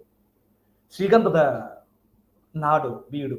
ಎಷ್ಟೊಂದು ಅಭಿಮಾನದಿಂದ ಅವನ್ನೆಲ್ಲ ನಾವು ಕಾಣ್ತೇವೆ. ಪಂಪನಿಂದ ಕುವೆಂಪುವರೆಗೂ ಸಾಹಿತ್ಯದ ಸಮೃದ್ಧಿ ಹೆಚ್ಚಾಯಿತು. 450ರಲ್ಲಿ ಸಿಕ್ಕಿರ್ತಕ್ಕಂಥ ಹಲ್ಮಿಡಿ ಶಾಸನದ ನಂತರದ ಬೆಳವಣಿಗೆಗಳನ್ನು ಗಮನಿಸ್ಕೊಂಡ್ರೆ ಕರ್ನಾಟಕ ಕನ್ನಡ ಭಾಷೆ ಅತ್ಯಂತ ಸಮೃದ್ಧವಾಗಿ ಬೆಳೀತು. ಮತ್ತು ಯಾವ ಕಾಲಕ್ಕೂ ಕೂಡ ಕನ್ನಡದ ಭಾಷೆ ಬೇರೆ ಬೇರೆ ಅನ್ಯ ಭಾಷೆಗಳ ಪ್ರಭಾವಕ್ಕೆ ಒಳಗಾಗಿ ಕೊಡುಕೊಳ್ಳುವಿಕೆ ನಡೆದರೂ ಕೂಡ ತನ್ನ ಅಸ್ಮಿತೆಯನ್ನ, ತನ್ನ ಅಸ್ತಿತ್ವವನ್ನ ಅದು ಸದಾ ಕಾಪಿಟ್ಕೊಂಡೇನೆ ಬಂದಿದೆ. ಪ್ರಾಕೃತ, ಸಂಸ್ಕೃತ, ಅರಬ್ಬಿ, ಪರ್ಷಿಯನ್, ಉರ್ದು ಹೀಗೆ ಅನೇಕ ಭಾಷೆಗಳ ಪ್ರಭಾವಕ್ಕೆ ಒಳಗಾದರೂ ಕೂಡ ಕನ್ನಡ ತನ್ನ ಅಸ್ಮಿತೆಯನ್ನ ತನ್ನ ಕೊಂಡೇ ಬಂದಿದೆ ಅಂತ ಅನ್ನುವಂಥದ್ದನ್ನು ಗಮನಿಸಬೇಕು. ಹೀಗೆ ಕನ್ನಡ ಸಾಹಿತ್ಯ, ಕನ್ನಡ ಭಾಷೆ ಬಹಳ ಸದಾಕಾಲವಾದಂತಹ ಸಾಹಿತ್ಯಿಕ ಪರಂಪರೆಯನ್ನು ನಾನು ಆವಾಗಲೇ ಹೇಳಿದೆ, ಪಂಪನಿಂದ ಕುವೆಂಪುವರೆಗೂ ಅಂತ ನಾವು ಹೊಂದಿರುವಂತಹದ್ದು. 12ನೇ ಶತಮಾನದ ಮತ್ತೆ ವಚನಕಾರರು ನೋಡಿ, ನಾವು ಸಾಹಿತ್ಯದ ಪ್ರಕಾರಗಳನ್ನ, ಸ್ವರೂಪಗಳನ್ನ ಗಮನಿಸ್ಕೊಂಡ್ರೆ ಚಂಪು ಕಾವ್ಯ, ಸಾಂಗತ್ಯ, ರಗಳೆ, ವಚನ, ಕೀರ್ತನೆ, ತತ್ವಪದ ಹೀಗೆ ಅನೇಕ ಪ್ರಕಾರದ ಸಾಹಿತ್ಯ. ಒಂದು ಕಾಲಘಟ್ಟ ಅಂದ್ರೆ ಪೂರ್ವದ ಕನ್ನಡ, ರನ್ನ, ಪೊನ್ನ, ಪಂಪ, ಆಮೇಲೆ ಜನ್ನ, ರಾಘವಾಂಕ, ಹರಿಹರ, ಷಡಕ್ಷರ ದೇವ, ಷಡಕ್ಷರ ಹೀಗೆ ಅನೇಕರು ಕನ್ನಡದ ಕಾವ್ಯಗಳನ್ನ ರಚನೆ ಮಾಡ್ತಾನೆ ಕಾವ್ಯದ ಭಾಷಿಕ ಶ್ರೀಮಂತಿಕೆಯನ್ನು ಹೆಚ್ಚು ಮಾಡಿದ್ರು ಮತ್ತು ಆ ಮೂಲಕ ಕನ್ನಡದ ವಿದ್ಯಮಾನಗಳನ್ನ ಪ್ರಕಟಿಸ್ತಾ ಬಂದರು ಅಂತ. ಲೌಕಿಕ ಆಗಮಿಕ ಕಾವ್ಯಗಳ ಒಂದು ಪರಂಪರೆಯನ್ನೇ ಪಂಪ ಹಾಕಿದ್ದನ್ನ ನಾವು ಉಲ್ಲೇಖ ಮಾಡಬಹುದು, ಸ್ಮರಿಸ್ಕೊಳ್ಳಬಹುದು. ಅದಾದ್ಮೇಲೆ ಪಂಪನ ನಂತರದಲ್ಲಿ 12ನೇ ಶತಮಾನಕ್ಕೆ ಬಂದ ವಚನಕಾರರು ಎಷ್ಟು ವಚನದ ಶ್ರೀಮಂತಿಕೆ ಜಗತ್ತಿಗೆ ಕೊಟ್ಟಂತಹ ಕೊಡುಗೆ, ಅದು ಏಕೈಕ ಅಸ್ಮಿತೆ ಇದೆಯಲ್ಲ. ನಮ್ಮ ಕನ್ನಡದ ಬಹಳ ದೊಡ್ಡ ಕೊಡುಗೆ ವಚನಗಳು. ಎಲ್ಲೂ ಜಗತ್ತಿನ ಯಾವ ಭಾಷೆಯಲ್ಲೂ ಸೃಷ್ಟಿಯಾಗಲಾರದ ಒಂದು ಸಾಹಿತ್ಯಿಕ ಒಂದು ಸ್ವರೂಪವನ್ನೇ ಮಂಡಿಸೋದಕ್ಕೆ ಸಾಧ್ಯ ಆಗಿದ್ರು ನಮ್ಮ ಕನ್ನಡದ ಹಿರಿಮೆ ಅದು ಅಂತ.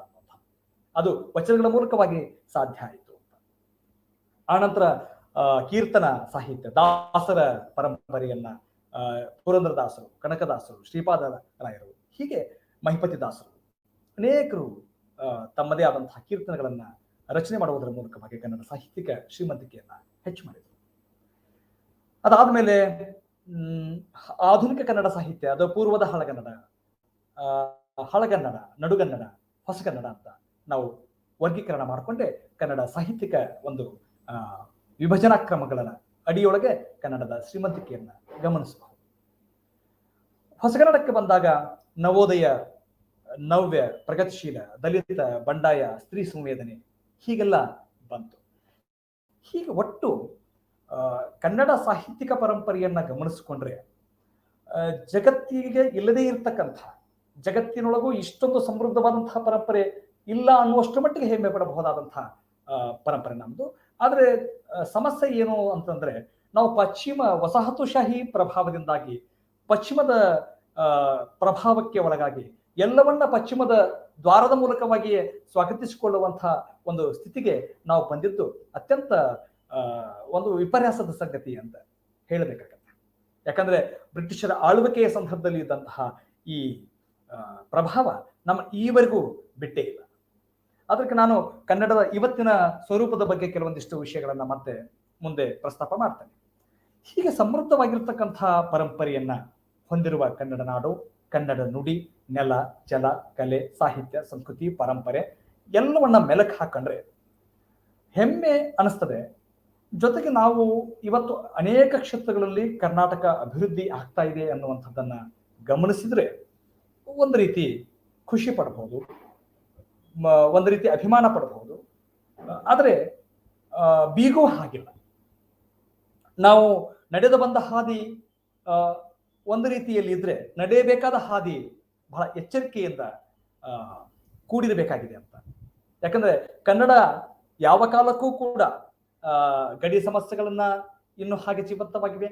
ಅಂದ್ರೆ ನಾನು ಸದ್ಯದ ವರ್ತಮಾನದಲ್ಲಿ ಕನ್ನಡ ನಾಡು ನುಡಿ ಚಿಂತನೆಗಳನ್ನ ಕೇಂದ್ರೀಕರಿಸಿಕೊಂಡು ಮಾತನಾಡೋದಕ್ಕೆ ಪ್ರಯತ್ನ ಮಾಡ್ತಾ ಇರುವಾಗ ಈ ಸಂಗತಿಗಳನ್ನ ಬಹಳ ಸೂಕ್ಷ್ಮವಾಗಿ ಗಮನಿಸಲೇಬೇಕಾಗುತ್ತೆ. ನಾವೆಲ್ಲ ಕರ್ನಾಟಕ ಏಕೀಕರಣ ಆಯಿತು, ನಾವು ಬಹಳ ಕನ್ನಡಕ್ಕೆ 8 ಜ್ಞಾನಪೀಠ ಪ್ರಶಸ್ತಿಗಳು ಬಂತು. ಭಾರತೀಯ ಯಾವ ಭಾಷೆಗಳಲ್ಲೂ ಸಿಗಲಾರದಷ್ಟು ಜ್ಞಾನಪೀಠ ಪ್ರಶಸ್ತಿಗಳು ನಮಗೆ ಕನ್ನಡಕ್ಕೆ ದಕ್ಕಿಬಿಟ್ಟು ಅಂತ ಒಂದು ಕಡೆಗೆ ಅಭಿಮಾನ ಪಡ್ಕೊಳ್ತೇವೆ. ಶಾಸ್ತ್ರೀಯ ಸ್ಥಾನಮಾನದ ಮಾನ್ಯತೆ ಸಿಕ್ತು ನಮಗೆ ಅಂತ ಅಭಿಮಾನ ಪಟ್ಕೊಳ್ತೇವೆ.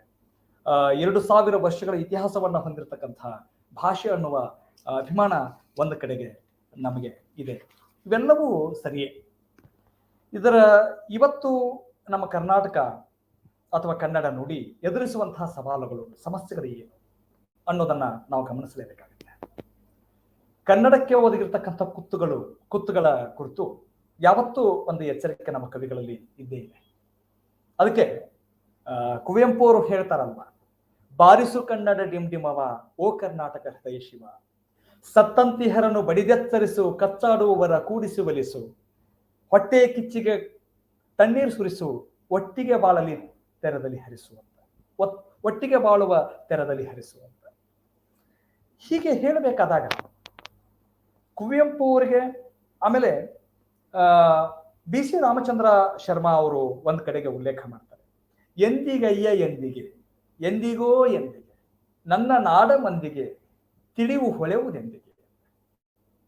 ಹಾಗಾದ್ರೆ ಈ ಕವಿಗಳ ಪ್ರಶ್ನೆಗಳನ್ನ ನಾವು ಬಹಳ ಸೂಕ್ಷ್ಮವಾಗಿ ಅವಲೋಕನ ಮಾಡಿಕೊಂಡ್ರೆ, ಹಾಗಾದ್ರೆ ನಮಗೆ ತಿಳುವಳಿಕೆ ಅಥವಾ ನಮಗೆ ಇತಿಹಾಸದ ಅರಿವು ಅಥವಾ ನಮಗೆ ಈ ತರದ ಅವಲೋಕನದ ಪ್ರಜ್ಞೆ ಅಥವಾ ನಮಗೆ ಮುಂದೆ ಭವಿಷ್ಯದ ಕಾಣಿಕೆಗಳನ್ನ ಕಟ್ಟಿಕೊಡೋದಕ್ಕೆ ಸಾಧ್ಯ ಆಗೋದಿಲ್ವಾ?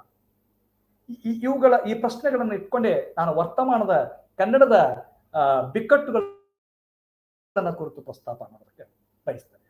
ಸಮಸ್ಯೆಗಳು, ಎದುರಿಸ್ತಾ ಇರುವಂತಹ ಸಮಸ್ಯೆಗಳ ಕುರಿತು ಒಂದು ಬೆಳಕು ಚೆಲ್ಲೋದಕ್ಕೆ ಪ್ರಯತ್ನ ಮಾಡ್ತೇನೆ.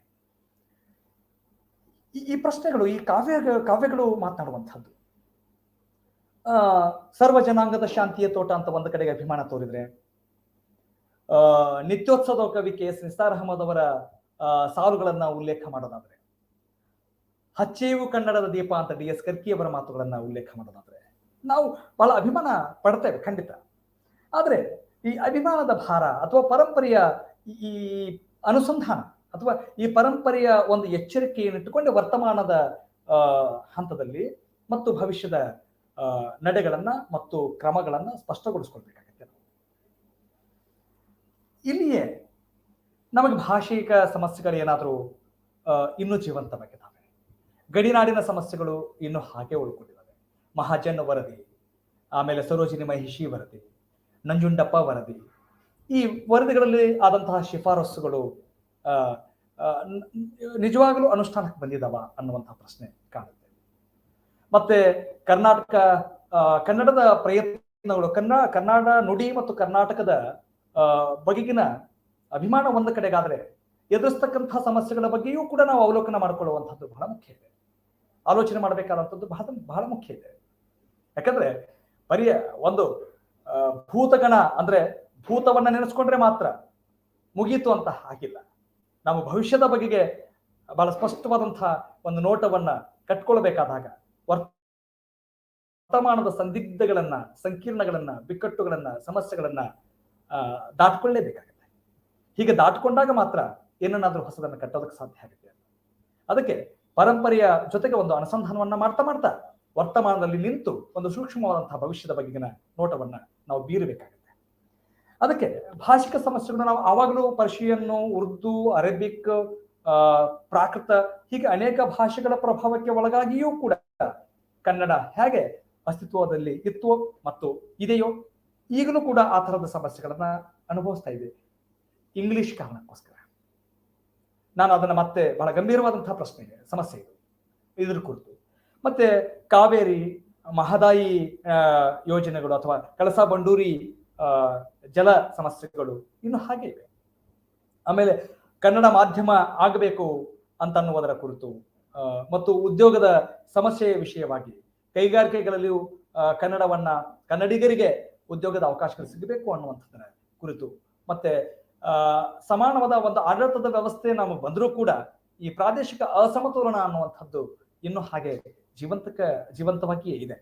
ನಮಗೆ ಎಲ್ಲಿ ಅಖಂಡತೆಯ ಪರಿಕಲ್ಪನೆ ಎಲ್ಲಿ ಒಡೆದು ಬಿಡುತ್ತೆ ಏನೋ ಅಂತನ್ನುವ ಆತಂಕವೂ ಕೂಡ ಒಮ್ಮೊಮ್ಮೆ ಕಾಡಿಬಿಡುತ್ತೆ. ಯಾಕಂದ್ರೆ ಈ ಪ್ರಾದೇಶಿಕ ಅಸಮತೋಲನ ಮತ್ತು ನಮ್ಮ ಆ ಪ್ರಭುತ್ವದ ಒಳಗಡೆಗೆ ಇಚ್ಛಾಶಕ್ತಿಯ ಕೊರತೆಯ ಕಾರಣಕ್ಕೋಸ್ಕರ ಕನ್ನಡ ಅನೇಕ ಸಮಸ್ಯೆಗಳನ್ನ ಎದುರಿಸ್ತಾ ಇದೆ ಅಂತ ಅನ್ನೋದನ್ನ ನಾವು ಆಲೋಚನೆ ಮಾಡಬೇಕು. ಯಾಕಂದ್ರೆ ಉದ್ಯೋಗ ಅವಕಾಶದ ಸಮಸ್ಯೆಗಳಿದ್ದಾವೆ ಕನ್ನಡಿಗರಿಗೆ, ಜೀವಂತವಾಗಿದ್ದಾವೆ. ಆಂಧ್ರದ ಗಡಿ ಮತ್ತು ಕೇರಳ ಗಡಿ ಸಮಸ್ಯೆಗಳು ಇನ್ನು ಹಾಗೆ, ಕಾಸರಗೋಡು ಸಮಸ್ಯೆ, ಬೆಳಗಾವಿಯ ಸಮಸ್ಯೆ, ನಮ್ಮ ಆಂಧ್ರದ ಗುಂತಕಲ್ಲು ಮತ್ತು ಅದೋಣಿ ಸಮಸ್ಯೆ, ರಾಯದುರ್ಗ ಸಮಸ್ಯೆ, ಆ ಕಡೆ ಕೋಲಾರದ ಸಮಸ್ಯೆಗಳು, ಹೀಗೆ ಈ ಗಡಿಗೆ ಅಂಟುಕೊಂಡಿರ್ತಕ್ಕಂಥ ಸಮಸ್ಯೆಗಳು ಇನ್ನೂ ಜೀವಂತವಾಗಿಯೇ ಇವೆ. ಈ ಎಲ್ಲ ಸಮಸ್ಯೆಗಳಿಗೆ ಪರಿಹಾರವನ್ನ ನಾವು ಕಂಡುಕೊಳ್ಳೋದಕ್ಕೆ ಅನೇಕ ಬಗೆಯ ಪ್ರಯತ್ನಗಳು ಕನ್ನಡ ನಾಡಿನಲ್ಲಿ ಜಾರಿಯಲ್ಲಿವೆ. ಕರ್ನಾಟಕ ಸರ್ಕಾರ, ಕರ್ನಾಟಕ ಕನ್ನಡ ಮತ್ತು ಸಂಸ್ಕೃತಿ ಇಲಾಖೆ ಅಡಿಯೊಳಗೆ ಬರ್ತಕ್ಕಂಥ ಅಕಾಡೆಮಿಗಳು, ಕರ್ನಾಟಕ ಸಾಹಿತ್ಯ ಅಕಾಡೆಮಿ, ಕನ್ನಡ ಸಾಹಿತ್ಯ ಪರಿಷತ್ತು, ಆಮೇಲೆ ಕುವೆಂಪು ಭಾಷಾ ಪ್ರಾಧಿಕಾರ, ಪುಸ್ತಕ ಪ್ರಾಧಿಕಾರ, ಗಡಿ ಅಭಿವೃದ್ಧಿ ಪ್ರಾಧಿಕಾರ, ಹೀಗೆ ಅನೇಕ ಅಕಾಡೆಮಿಗಳು, ಸಂಘ ಸಂಸ್ಥೆಗಳು ಕನ್ನಡಕ್ಕಾಗಿ ತಮ್ಮದೇ ಆದಂತಹ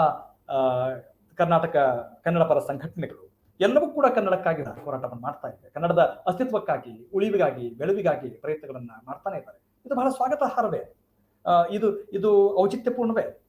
ಆದ್ರೆ ಈ ಪ್ರಯತ್ನಗಳಿಗೆ ಒಂದು ಪ್ರಭುತ್ವದ ಸಹಕಾರವು ಕೂಡ ಬಹಳ ಮುಖ್ಯವಾಗುತ್ತೆ ಅಂತ. ಪರಿಣಾಮಕಾರಿಯಾಗಿ ಜಾರಿ ಆಗ್ಬೇಕು, ಯಾವುದೇ ಯೋಜನೆಗಳು ಜಾರಿ ಆಗಬೇಕಾಗುತ್ತೆ. ಇಲ್ಲದೆ ಹೋದ್ರೆ ಕನಸುಗಳು ಬರೀ ಕನಸುಗಳಾಗಿಯೇ ಉಳಿಯುವ ಅಪಾಯ ಇದ್ದೇ ಇರುತ್ತೆ. ಇವತ್ತು ಜಾಗತೀಕರಣ ಅತ್ಯಂತ ಭೀಕರವಾಗಿ ನಮ್ಮ ಸ್ಥಳೀಯ ಭಾಷೆಗಳಿಗೆ ಅದು ಕಗ್ಗಂಟಾಗಿದೆ ಮತ್ತು ಅಪಾಯಕರ ಆಗಿದೆ ಅಂತ. ಆದ್ರೆ ಒಂದನ್ನ ನಾವು ಗಮನಿಸೋದಾದ್ರೆ, ಕನ್ನಡ ಅನ್ನೋದು ಅಥವಾ ಸ್ಥಳೀಯ ಭಾಷೆಗಳಿಗೆ ಈ ಜಾಗತೀಕರಣ, ಇಂಗ್ಲಿಷ್ ಒಂದು ಜಗತ್ತಿಗೆ ಒಂದು ಮಾರುಕಟ್ಟೆ ಅಂತಾಗಿದೆ. ನಾನು ಮಾತಾಡ್ತಾ ಇನ್ನೊಂದು ವಿಷಯವನ್ನ ಪ್ರಸ್ತಾಪ ಮಾಡೋದಾದ್ರೆ, ಕನ್ನಡವನ್ನ ಅಥವಾ ಕರ್ನಾಟಕ ಸಂಸ್ಕೃತಿಯನ್ನ ವಿಶ್ವಾತ್ಮಕಗೊಳಿಸುವ ಪ್ರಯತ್ನಗಳು ನಡೀಬೇಕು ಅಂತ. ಹೇಗೆ ವಿಶ್ವಾತ್ಮಕವಾಗಿ ಗೊಳಿಸ್ಕೊಳ್ಬೇಕು, ಇದು ನಮ್ಮ ಮುಂದಿರುವಂತಹ ಬಹಳ ದೊಡ್ಡ ಸವಾಲು. ಇದನ್ನು ಹೇಗೆ ನಿಭಾಯಿಸ್ಕೊಳ್ಬೇಕು ನಾವೆಲ್ಲ? ಈ ಸವಾಲುಗಳಿಗೆ ಅಥವಾ ಈ ಸಮಸ್ಯೆಗಳಿಗೆ ನಮ್ಮ ಸಾಧ್ಯತೆಗಳು ಏನಿದಾವೆ? ಹಾಗಾದ್ರೆ ಕನ್ನಡವನ್ನ ವಿಶ್ವಾತ್ಮಕಗೊಳಿಸುವ, ಕನ್ನಡ ಇವತ್ತು ಕನ್ನಡ ಕಲ್ತವ್ರಿಗೆ ಒಂದು ಹಿಂಜರಿಕೆ ಸೃಷ್ಟಿಯಾಗುವ ಹಾಗೆ ಇಂಗ್ಲಿಶಿನ ಪ್ರಭಾವ ಇದೆ. ಇಂಗ್ಲಿಷ್ ಮಾಧ್ಯಮ ಶಾಲೆಗಳಾಗ್ಲಿ, ಇಂಗ್ಲಿಶಿನ ಪ್ರಭಾವ ಆಗಲಿ, ಅಥವಾ ಇಂಗ್ಲಿಷ್ನಲ್ಲಿ ಓದ್ಕೊಂಡವರು ವಿಜ್ಞಾನ ಮತ್ತು ತಂತ್ರಜ್ಞಾನದ ಈ ಶಿಕ್ಷಣಗಳು ಇಂಗ್ಲಿಷ್ನ ಮೂಲಕವಾಗಿಯೇ ಸಾಧ್ಯವಾಗುವಂತಹ ಸಮಸ್ಯೆಗಳಿದಾವಲ್ಲ, ಇವುಗಳಿಗೆ ಪರಿಹಾರ ರೂಪದಲ್ಲಿ ಕನ್ನಡ ವಿಶ್ವವಿದ್ಯಾಲಯ ಇದೆ. ಕನ್ನಡ ವಿಶ್ವವಿದ್ಯಾಲಯ ವಿಜ್ಞಾನವನ್ನ ಕನ್ನಡದ ಮೂಲಕವಾಗಿ ಪಠ್ಯಕ್ರಮವನ್ನು ರೂಪಿಸುವುದರ ಮೂಲಕವಾಗಿ ಬಹಳ ಅಪರೂಪದ ಕೆಲಸಗಳನ್ನ ಮಾಡ್ತಾ ಇದೆ. ಸಾಹಿತ್ಯ ಅಕಾಡೆಮಿ, ಸಾಹಿತ್ಯ ಪರಿಷತ್ತು ಈ ನಿಟ್ಟಿನಲ್ಲಿ ಕಾರ್ಯಪ್ರವೃತ್ತವಾಗಿದ್ದಾವೆ.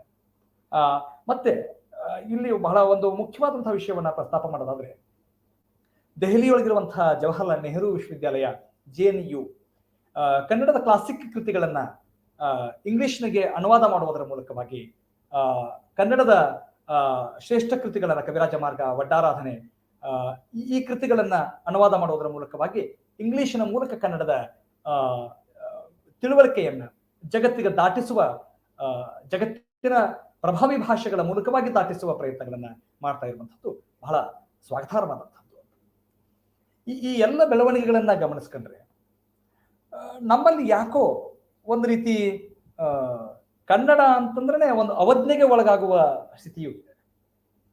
ಅದಕ್ಕೆ ಕನ್ನಡವನ್ನ ವಿಶ್ವಾಸಗೊಳಿಸಬೇಕಾದ್ರೆ ನಮ್ಮ ಸ್ಥಳೀಯ ಪರಂಪರೆಗಳು, ಸ್ಥಳೀಯ ಭಾಷೆಗಳ ಮೂಲಕವಾಗಿಯೇ ಹೊಸದನ್ನ ಸೃಷ್ಟಿ ಮಾಡೋದಕ್ಕೆ ಸಾಧ್ಯ ಅನ್ನುವ ವಿಚಾರವನ್ನ ನಾವು ಬಹಳ ಗಂಭೀರವಾಗಿ ಆಲೋಚನೆ ಮಾಡಬೇಕು. ನಮ್ಮ ಯಾವುದೇ ಅಭಿವ್ಯಕ್ತಿ ಮಾತೃಭಾಷೆಗಳಲ್ಲಿಯೇ ಆಗಬೇಕು. ನಮಗೆ ಬೇರೆ ಭಾಷೆಗಳು ಬೇಡ ಅಂತಲ್ಲ. ಕಸವರವೆಂಬುದು ನೆರೆ ಸೈರಿಸಲಾರ್ಪುಡೆ ಧರ್ಮಮಂ ಪರಧರ್ಮಮಂ ಅಂತ ಒಂದು ಮಾತಿದೆ. ಸಹಿಷ್ಣುಗಳು, ಉದಾರವಾದಿಗಳು ಸರಿ, ಆದ್ರೆ ತಮಿಳು, ತೆಲುಗು, ಮಲಯಾಳಿ ಈ ತರದ ಭಾಷೆಗಳು ಕನ್ನಡದ ಮೇಲೆ ತಮ್ಮ ಪ್ರಭಾವವನ್ನು ಬೀರ್ತಾ ಇದ್ರೂ ಕೂಡ ಕನ್ನಡ ತನ್ನ ಅಸ್ತಿತ್ವಕ್ಕೆ ಧಕ್ಕೆ ಬಾರದ ಹಾಗೆ ನೋಡಿಕೊಳ್ಬೇಕಾದಂತಹ ಜರೂರತ್ತು ಇದ್ದೇ ಇದೆ.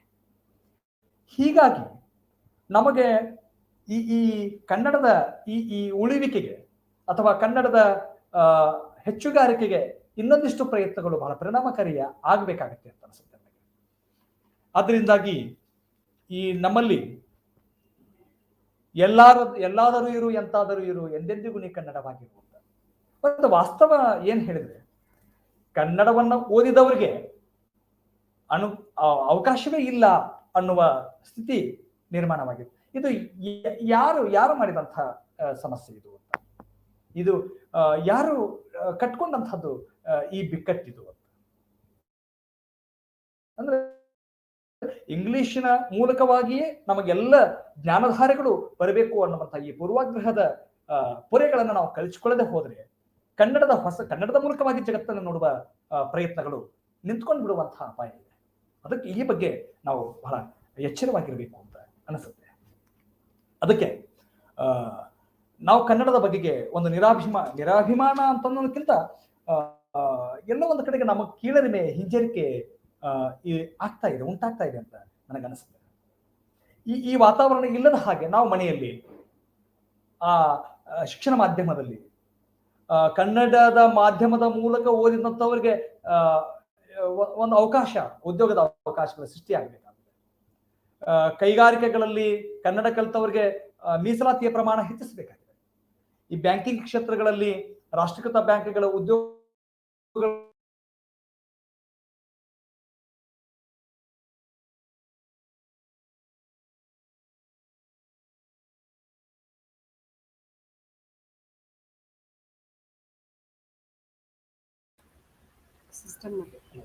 ಹಲೋ, ಸಂಪನ್ಮೂಲ ವ್ಯಕ್ತಿಯಲ್ಲಿ ತಾಂತ್ರಿಕ ವ್ಯತ್ಯಯ ಉಂಟಾಗಿದೆ. ಒಂದು ಪುಟ್ಟ ವಿರಾಮ ತೆಗೆದುಕೊಂಡು ಬರೋಣ.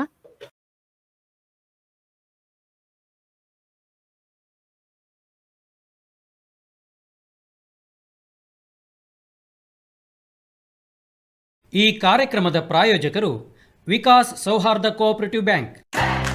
ವಿಕಾಸ್ ಬ್ಯಾಂಕ್ ಬೆಳ್ಳಿ ಹಬ್ಬದ ಸಂಭ್ರಮ. Vikas mobile app, RTGS, NEFT, IMPS, UPI, internet banking, ಕಾಲ್ಸೆಟ್ ಆಪ್ ಮುಂತಾದ ಆಧುನಿಕ ಸೌಕರ್ಯ ಹೊಂದಿದ ನವಪೀಳಿಗೆಯ ವಿಕಾಸ್ ಸೌಹಾರ್ದ ಕೋಆಪರೇಟಿವ್ ಬ್ಯಾಂಕ್. ಇದು ಕರ್ನಾಟಕದ ಹೆಮ್ಮೆಯ ಬ್ಯಾಂಕ್. ಇಂದೇ ನಿಮ್ಮ ಹತ್ತಿರದ ಶಾಖೆಗೆ ಭೇಟಿ ನೀಡಿ ಅಥವಾ ಬ್ಯಾಂಕ್ನ ವೆಬ್ಸೈಟ್ ಅನ್ನು ಸಂದರ್ಶಿಸಿ.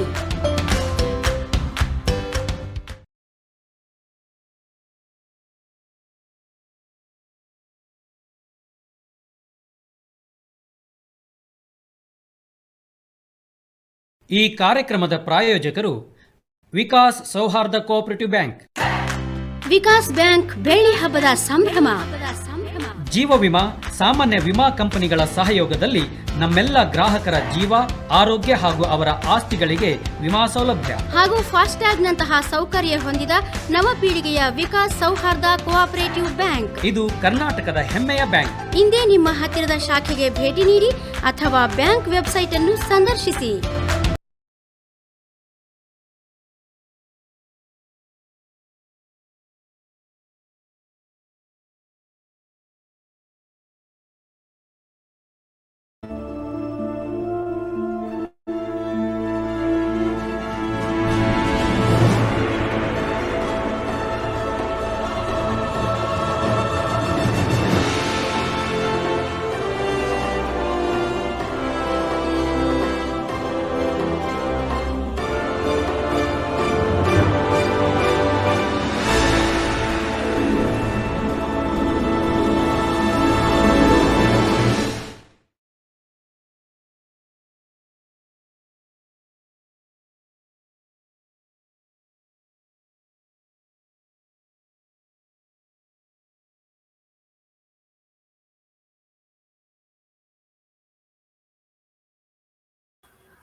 ಸ್ವಲ್ಪ ತಾಂತ್ರಿಕ ತೊಂದರೆ ಉಂಟಾಗಿದೆ, ಅದನ್ನು ನಿವಾರಿಸುತ್ತಿದ್ದಾರೆ. ಒಂದು 2 ನಿಮಿಷಗಳ ವಿರಾಮ ತೆಗೆದುಕೊಂಡು ಬರೋಣ ಮತ್ತೆ.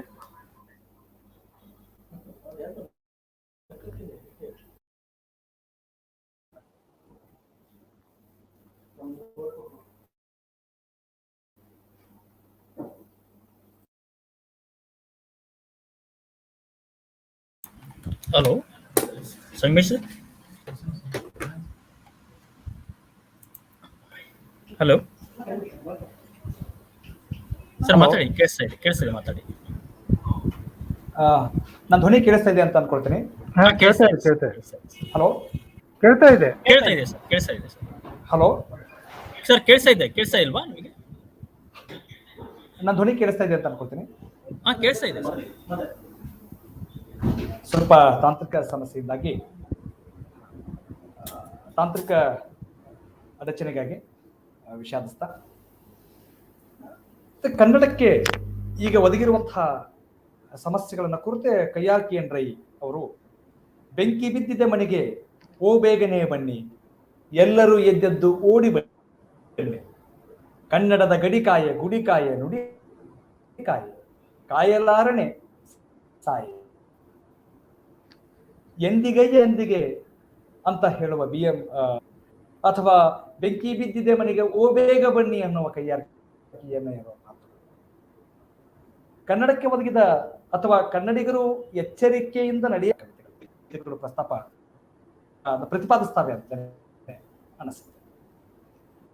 ನಾನು ಅವುಗಳನ್ನ ಹೇಳ್ತಾರೆ ಕುವೆಂಪು ಅವರ ಮಾತು ಎಷ್ಟು ಕನ್ನಡದ ಇವತ್ತಿನ ಎಷ್ಟು ಹಿಕ್ತತೆಗಳನ್ನ, ಸಂಕೀರ್ಣ ಸಮಸ್ಯೆಗಳನ್ನ ನಾವು ನಿವಾರಿಸಿಕೊಳ್ಳದೆ ಹೋದ್ರೆ ಕನ್ನಡಕ್ಕೆ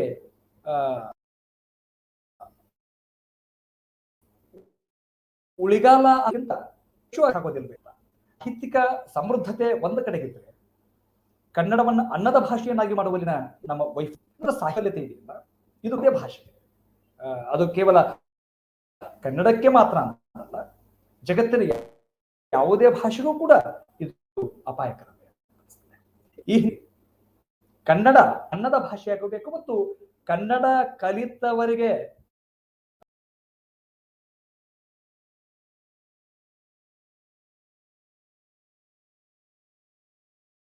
ಕನ್ನಡ ಓದಿದವರಿಗೆ, ಕನ್ನಡದ ಮಾಧ್ಯಮದಲ್ಲಿ ಅಧ್ಯಯನ ಮಾಡಿದಂಥವರಿಗೆ ಒಂದು ಉದ್ಯೋಗದ ಅವಕಾಶಗಳ ಪ್ರಮಾಣ ಮಾಡ್ತಾ ಕನ್ನಡ ಅಂದ್ರೆ ಈ ಕನ್ನಡಿ ಸಮಸ್ಯೆಗಳನ್ನಾಗ್ಲಿ ಮತ್ತು ನುಡಿ ಸಮಸ್ಯೆಯನ್ನಾಗ್ಲಿ ಅಥವಾ ಜಲ ಸಮಸ್ಯೆಗಳಾಗ್ಲಿ, ಈ ಎಲ್ಲ ಸಮಸ್ಯೆಗಳ ನಿವಾರಣೆ ನಾವು ಅತ್ಯಂತ ಒಂದು ಸ್ಪಷ್ಟವಾದಂತಹ ಒಂದು ದಿಕ್ಕಿನಲ್ಲಿಯೇ ಕನ್ನಡಕ್ಕೆ ಬಂದಿರುವ ಕಂಟಕಗಳನ್ನ ನಾವು ನಿವಾರಿಸ್ಕೊಳ್ಬೇಕಾಗುತ್ತೆ ಅಂತ ಅನ್ಸುತ್ತೆ. ಅದರಿಂದಾಗಿ ರಾಜ್ಯ ಅಂತಾರಾಜ್ಯ ಗಡಿ ಸಮಸ್ಯೆಗಳು ಜಟಿಲ ಸ್ವರೂಪವನ್ನ ಪಡ್ಕೊಳ್ತಾ ಇದ್ದೇವೆ. ಗೋಕಾಕ್ ವರದಿ, ಸರೋಜಿನಿ ಮಹಿಷಿ ವರದಿ, ನಂಜುಂಡಪ್ಪ ವರದಿಗಳಲ್ಲಿ ಪ್ರಸ್ತಾಪವಾಗಿರುವಂತಹ ವಿಷಯಗಳು ಇನ್ನೂ ಪೂರ್ಣ ಪ್ರಮಾಣದಲ್ಲಿ ಅಸ್ತಿತ್ವಕ್ಕೆ ಬಂದೇ ಇಲ್ಲ. ಭಾಷೆಯನ್ನ ಕೈಗಾರಿಕೆಗಳಲ್ಲಿ, ರಾಷ್ಟ್ರೀಕೃತ ಬ್ಯಾಂಕ್ಗಳಲ್ಲಿ ಕನ್ನಡಿಗರಿಗೆ ಉದ್ಯೋಗಾವಕಾಶಗಳ ಪ್ರಮಾಣ ಅಷ್ಟೊಂದು ಇನ್ನು ಸಾಧ್ಯ ಆಗ್ತಾ ಇಲ್ಲ. ಭಾಷೆಯನ್ನ ಶಿಕ್ಷಣದ ಮಾಧ್ಯಮವನ್ನಾಗಿ ಮಾಡುವಲ್ಲಿ ನಾವು ಅಷ್ಟೊಂದು ನಿಶ್ಚಲವಾದಂತಹ ಅಥವಾ ದೃಢವಾದಂತಹ ಹೆಜ್ಜೆಗಳನ್ನು ಇಡುವಲ್ಲಿ ವೈಫಲ್ಯ ಕಂಡಿದ್ದೀವಿ ಅಂತಲೇ ಅನಿಸ್ತಾ ಇದೆ. ಪ್ರಾದೇಶಿಕ ಅಸಮತೋಲನವನ್ನ ನಿವಾರಣೆ ಮಾಡ್ಕೊಳ್ಳೋದಕ್ಕೆ ನಮಗೆ ಇನ್ನೂ ಸಾಧ್ಯ ಆಗ್ತಿಲ್ವೇನೋ ಅಂತ ಅನಿಸ್ತಾ ಇದೆ. ಹಾಗಾಗಿಯೇ ಉತ್ತರ ಕರ್ನಾಟಕ ಪ್ರತ್ಯೇಕ ಕೂಗುಗಳು ಆಗಾಗ ಕೇಳಿಸ್ತಾ ಇವೆ. ಈಗ ಕಲ್ಯಾಣ ಕರ್ನಾಟಕ ಕಣ್ಬಿಟ್ಟಿದೆ, ಕಿತ್ತೂರು ಕರ್ನಾಟಕ ಕಣ್ತೆರೆಯುವ ಹಂತದಲ್ಲಿದೆ. ಅಖಂಡ ಕರ್ನಾಟಕದ ಪರಿಕಲ್ಪನೆಗಳೆಲ್ಲ ಏನಾಗ್ತಾ ಇದಾವೆ ಅಂತನ್ನುವಂತಹ ಇದು ಒಳಬಿಕ್ಕಟ್ಟುಗಳು. ಕನ್ನಡದ ಅನನ್ಯತೆ ಇರೋದು ಕನ್ನಡದೊಳಗನೆ ಅನೇಕ ಕನ್ನಡ ಭಾಷೆಗಳಿವೆ. ಕಾರವಾರ ಕನ್ನಡ, ಮಂಗಳೂರು ಕನ್ನಡ, ಮೈಸೂರು ಕನ್ನಡ, ಧಾರವಾಡ ಕನ್ನಡ, ಹೀಗೆ ಕನ್ನಡದಲ್ಲಿಯೇ ಒಂದು ವಿಶಿಷ್ಟಪೂರ್ಣವಾದಂತಹ ಕನ್ನಡದ ಆ ಭಾಷಾ ಸೊಗಡು, ಆ ಭಾಷಾ ಸ್ವರೂಪ, ಅದರ ಲಯ, ಅದರ ಆ ಧ್ವನಿ, ಇವೆಲ್ಲವೂ ಕನ್ನಡದೊಳಗನೆ ಕನ್ನಡಗಳು. ಆಮೇಲೆ ಕನ್ನಡದ ಅನನ್ಯತೆ ಇರೋದು ಏನಂದ್ರೆ ಭಾರತದ ಅಥವಾ ಜಗತ್ತಿನ ಬಹುತ್ವವು ಕರ್ನಾಟಕದಲ್ಲಿಯೇ ಇದೆ ಅಂತ ಅನಿಸ್ತದೆ. ಅದಕ್ಕೆ ಕೆ.ವಿ. ಸುಬ್ಬಣ್ಣನವರು ಕನ್ನಡ ಜಗತ್ತು ಅಂತಲೇ ಕವಿರಾಜ ಮಾರ್ಗ ಮತ್ತು ಕನ್ನಡ ಜಗತ್ತು ಅಂತ ಒಂದು ಸಂಶೋಧನಾ ಗ್ರಂಥವನ್ನೇ ಪ್ರಕಟಿಸ್ತಾರೆ. ಕನ್ನಡ ಜಗತ್ತು ಅನ್ನೋದೇ ಕನ್ನಡದೊಳಗೆ ಇದೆ ಅಂತ. ಅಂದ್ರೆ ಕರಸ್ಥಲಕ್ಕೆ ಬಂದು ಚುರುಕಾದಿರಯ್ಯ ಅನ್ನುವ ವಚನಕಾರರ ಮಾತಿನ ಹಾಗೆಯೇ ಕನ್ನಡ ಇವತ್ತು ಜಗತ್ತು ಒಂದು ಅಂಗೈಯೊಳಗೆ ಬಂದು ಹೇಗೆ ತಂತ್ರಜ್ಞಾನದ ಸೌಲಭ್ಯಗಳು ಜಗತ್ತನ್ನ ಹೇಗೆ ಚಿಕ್ಕದಾಗಿ ಮಾಡಿವೆ, ಕಿರಿದಾಗಿ ಮಾಡಿವೆ, ಕನ್ನಡವನ್ನ ಜಗತ್ತಿಗೆ ಹಾಗೆ ಕಿಟಕಿಗಳನ್ನ ಕನ್ನಡದ ಮೂಲಕವಾಗಿ ತಿಳಿದುಕೊಳ್ಬೇಕಾದಂತಹ ಅಗತ್ಯತೆ ಇದೆ ಅಂತ ಅನಿಸ್ತದೆ. ಅದಕ್ಕೆ ಕನ್ನಡದ ಸದ್ಯದ ಪ್ರಯತ್ನಗಳನ್ನ ಮತ್ತು ಅಂದ್ರೆ ದಾರಿಗಳನ್ನ ಮತ್ತು ಕ್ರಮಗಳನ್ನ ನಾವು ಗಮನಿಸೋದಾದ್ರೆ, ಕನ್ನಡಿಗರು ಭಾಷೆಯ ಮೇಲೆ ಅಭಿಮಾನ ಇದೆ ಸರಿ, ಆದ್ರೆ ಅದನ್ನ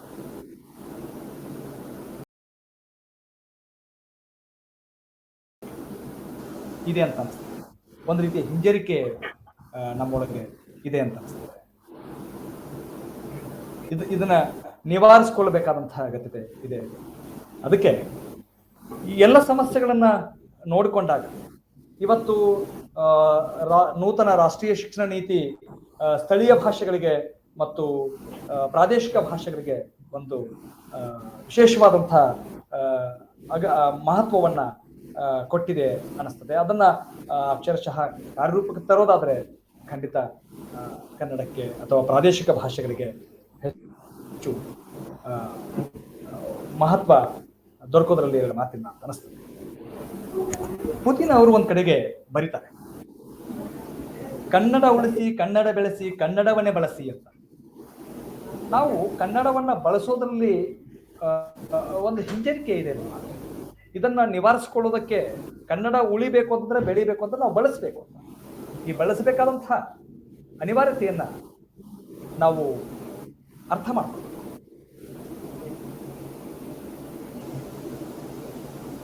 ಈಗ ಈ ನಾಡನ್ನು ಆಳುವವರಾರು, ಈಗ ಈ ನೆಲದಳು ಬಾಳುವರಾರು, ಈಗ ಕೇತಕ್ಕೆ ಹೆರನುಡಿ ವಜ್ಜೆ ಪಡೆದಿಹವೇ ಸೊಗ ಬಾಳ್ವೆಯ ಋಣವ ಕನ್ನಡದಿ ಜನ, ಕನ್ನಡ ಜನವಲ್ಲದೆ ಕನ್ನಡವನ್ನು ಉಳಿಸುವರಾರೈ ಬೆಳೆಸುವರಾರೈ ಅಂತ ಪ್ರಶ್ನೆ ಮಾಡ್ತಾರೆ. ಪುತ್ತಿ ನರಸಿಂಹಾಚಾರ್ಯರ ಕವಿತೆಯೊಳಗಿನ ಈ ಮಾತು, ಈ ಕನ್ನಡವನ್ನು ಉಳಿಸ್ಕೊಳ್ಬೇಕಾದಾಗ ಕನ್ನಡಿಗರು ತೋರುವ ಎಚ್ಚರಿಕೆ ಮತ್ತು ಕಾಳಜಿ ಅಥವಾ ಕಳಕಳಿ ಹೇಗಿರ್ಬೇಕು ಅನ್ನೋದರ ಕುರಿತು ಮಾತನಾಡ್ತಾರೆ. ಇದು ಬಹಳ ಮುಖ್ಯವಾದಂತಹ ಸಂಗತಿ ಅಂತ ನನಗೆ ಅನ್ನಿಸ್ತದೆ. ಕನ್ನಡದ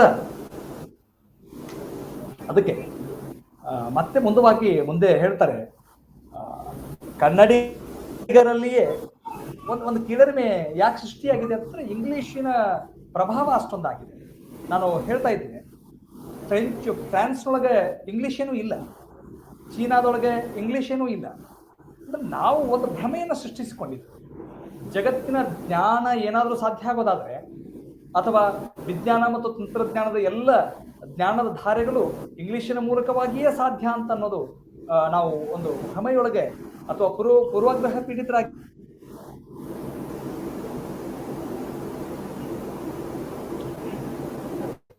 ಅಂತ ಹೇಳುವಾಗ ಯಾವ ರೀತಿಯಾಗಿ ತಲೆ ಎತ್ತಬೇಕಾಗಿದೆ ಅಂತ ಅನ್ನುವ ಅನಿವಾರ್ಯತೆಯನ್ನ ಕುರಿತು ಅವರು 19ರಲ್ಲಿ ಪ್ರಸ್ತಾಪ ಮಾಡ್ತಾರೆ. ಬಹಳ ಅಪರೂಪವಾದಂತಹ ಮಾತುಗಳು ಕನ್ನಡ BM ಶ್ರೀ ಅವರ ಮಾತು. 1911ರಲ್ಲಿ ಅವ್ರು ಹೇಳ್ತಾರೆ, ಕಾಣಿಕೆ ಅನ್ನುವಂತಹ ಒಂದು ಪದ್ಯದೊಳಗೆ, ಇವಳ ಸೊಬಗನ್ನ ಅವಳ ತೊಟ್ಟು ನೋಡ ಬಯಸಿದೆ, ಅವಳ ತೊಡಿಗೆ ಇವಳಿಗಿಟ್ಟು ಹಾಡ ಬಯಸಿದೆ. ಎಷ್ಟು ಅದ್ಭುತವಾದಂತಹ ಮಾತು. ನಮಗೆ ಬೇರೆ ಭಾಷೆಯ ಪ್ರಭಾವಕ್ಕೆ ಒಳಗಾಗಿಯೂ ಕೂಡ, ಅದರಲ್ಲೂ ಇಂಗ್ಲಿಷ್ ಎಷ್ಟು ಆಳ್ವಿಕೆಯ ಭಾಷೆಯಾಗಿದೆ ಅಂತ. ಅದರಿಂದ ಬಿಡಿಸಿಕೊಳ್ಬೇಕಾದಾಗ ಈ ಪ್ರಾದೇಶಿಕ ಭಾಷೆಗಳ ಸಮಸ್ಯೆ ಹೀಗೆ. ತಮಿಳಿಗೆ ಹೋದ್ರೆ ಖಂಡಿತ ಅಲ್ಲಿ ತಮಿಳಿಗೆ ಬಹಳ ಮಹತ್ವವನ್ನು ಕೊಟ್ಟಿದ್ದಾರೆ. ಅಲ್ಲಿ ಸರ್ಕಾರವು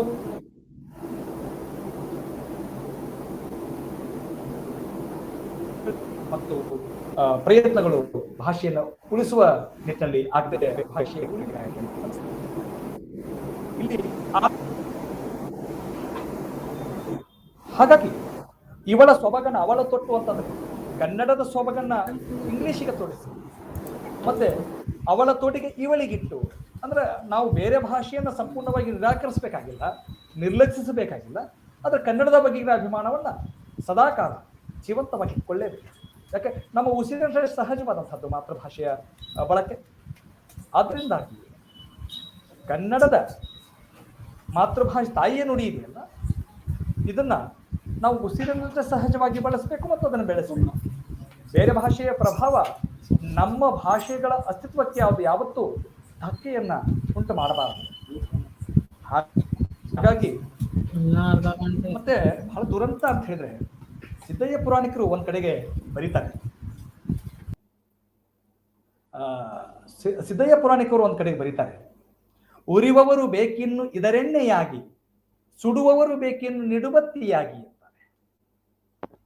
ಅಂದ್ರೆ ನಾವು ಎದುರಿಸಬೇಕಾದಾಗ ಉರಿಯುವವರು ಬೇಕಿನ್ನು ಇದರೆಣ್ಣೆಯಾಗಿ ಅಂತ, ನಾವು ಎದುರಿಸೋದಕ್ಕೆ ಬೇಕಾದ ತಾಕತ್ತನ್ನ ಅಥವಾ ಗತ್ತನ್ನ ಅಥವಾ ಸಾಮರ್ಥ್ಯಗಳನ್ನ ನಾವು ಬೆಳೆಸ್ಕೊಳ್ಳೇಬೇಕಾಗಿದೆ.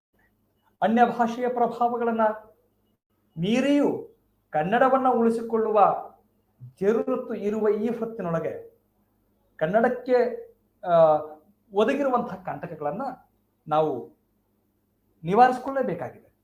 ಅದಕ್ಕೆ ಹಚ್ಚೇವು ಕನ್ನಡದ ದೀಪ ಅಂತ ಹೇಳ್ತಾರೆ DS ಕರ್ಕಿ ಅವರು. ನರ ನರವನ್ನೆಲ್ಲ ಹುರಿಗೊಳಿಸಿ ಹೊಸೆದು ಹಚ್ಚೇವು ಕನ್ನಡದ ದೀಪ. ಅಂದ್ರೆ ನರನರವನ್ನೆಲ್ಲ ಹುರಿಗೊಳಿಸಿ ಹೊಸೆದು ಹಚ್ಚೇವು ಕನ್ನಡದ ದೀಪ. ಅಂದ್ರೆ ಕನ್ನಡದ ದೀಪ ಅಂತ ಅನ್ನೋದು ಅರಿವು. ಅದು ಕೇವಲ ಭಾಷೆ ಅಂತಲ್ಲ, ಅದು ನಮ್ಮೊಳಗಿನ ಎಚ್ಚರ, ನಮ್ಮೊಳಗಿನ ಅರಿವು. ಅದು ಇನ್ನಷ್ಟು ತೀಕ್ಷ್ಣಗೊಳ್ಳಬೇಕಾಗಿದೆ ಅಂತ.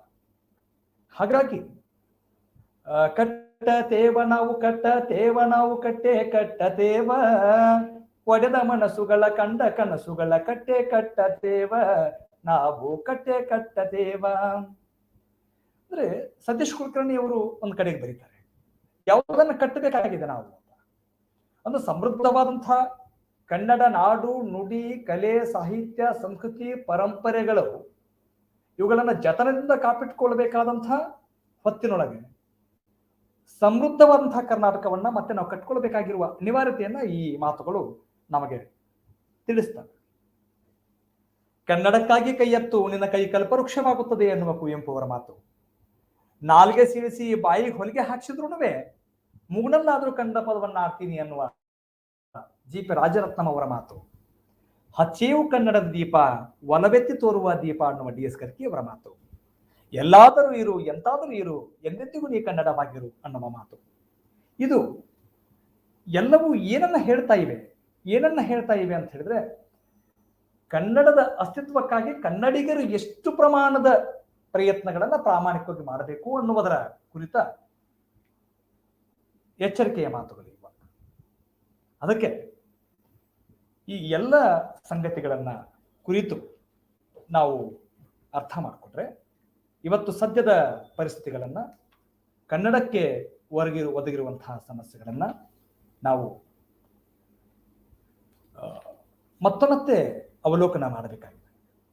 ಅದಕ್ಕೆ DS ಕರ್ಕಿ ಹೇಳ್ತಾರೆ, ಮರತೇವು ಮರವ ತೆರದೇವು ಮನವ, ಎರದೇವು ಒಲವ ಹಿಡಿ ನೆನಪ, ನರ ನರವನ್ನೆಲ್ಲ ಹುರಿಗೊಳಿಸಿ ಹೊಸೆದು ಹಚ್ಚೇವು ಕನ್ನಡದ ದೀಪ ಅಂತಾರೆ. ಇದು ಚಂದ್ರ ಕಣಿವೆಯವರ ಮಾತನ್ನ ನಾವು ಮತ್ತೊಮ್ಮೆ ಉಲ್ಲೇಖ ಮಾಡೋದಾದ್ರೆ, ಹೆಸರಾಯಿತು ಕರ್ನಾಟಕ ಉಸಿರಾಗಲಿ ಕನ್ನಡ ಅಂತ. DS ಕರ್ಕಿ ಕರ್ನಾಟಕ ಏನೋ ಹೆಸರಾಯಿತು, ಆದ್ರೆ ಉಸಿರಾಗಲಿಲ್ಲ ಅಂತ ಅನ್ನುವ ಕಳಕಳಿ ಹೇಗೆ. ಹೆಸರಾಯಿತು ಕರ್ನಾಟಕ, ಸದ್ಯ ಕರ್ನಾಟಕ ಅಂತ ಅನ್ನುವ ಒಂದು ನಕಾಶೆಯ ಸ್ವರೂಪ ಅಥವಾ ಸ್ಪಷ್ಟ, ಆದ್ರೆ ಉಸಿರಾಗಲಿ ಕನ್ನಡ ಆಗುವ ಅವಶ್ಯಕತೆಯನ್ನ ಕಣಿವೆಯವರು ಮಾತನಾಡ್ತಾರೆ. ಹೀಗೆ ಇವತ್ತು ಸದ್ಯ ಒಂದು ಸ್ಥೂಲವಾದ ನೋಟಗಳಷ್ಟೇ ಇವೆಲ್ಲ ವಿಚಾರ.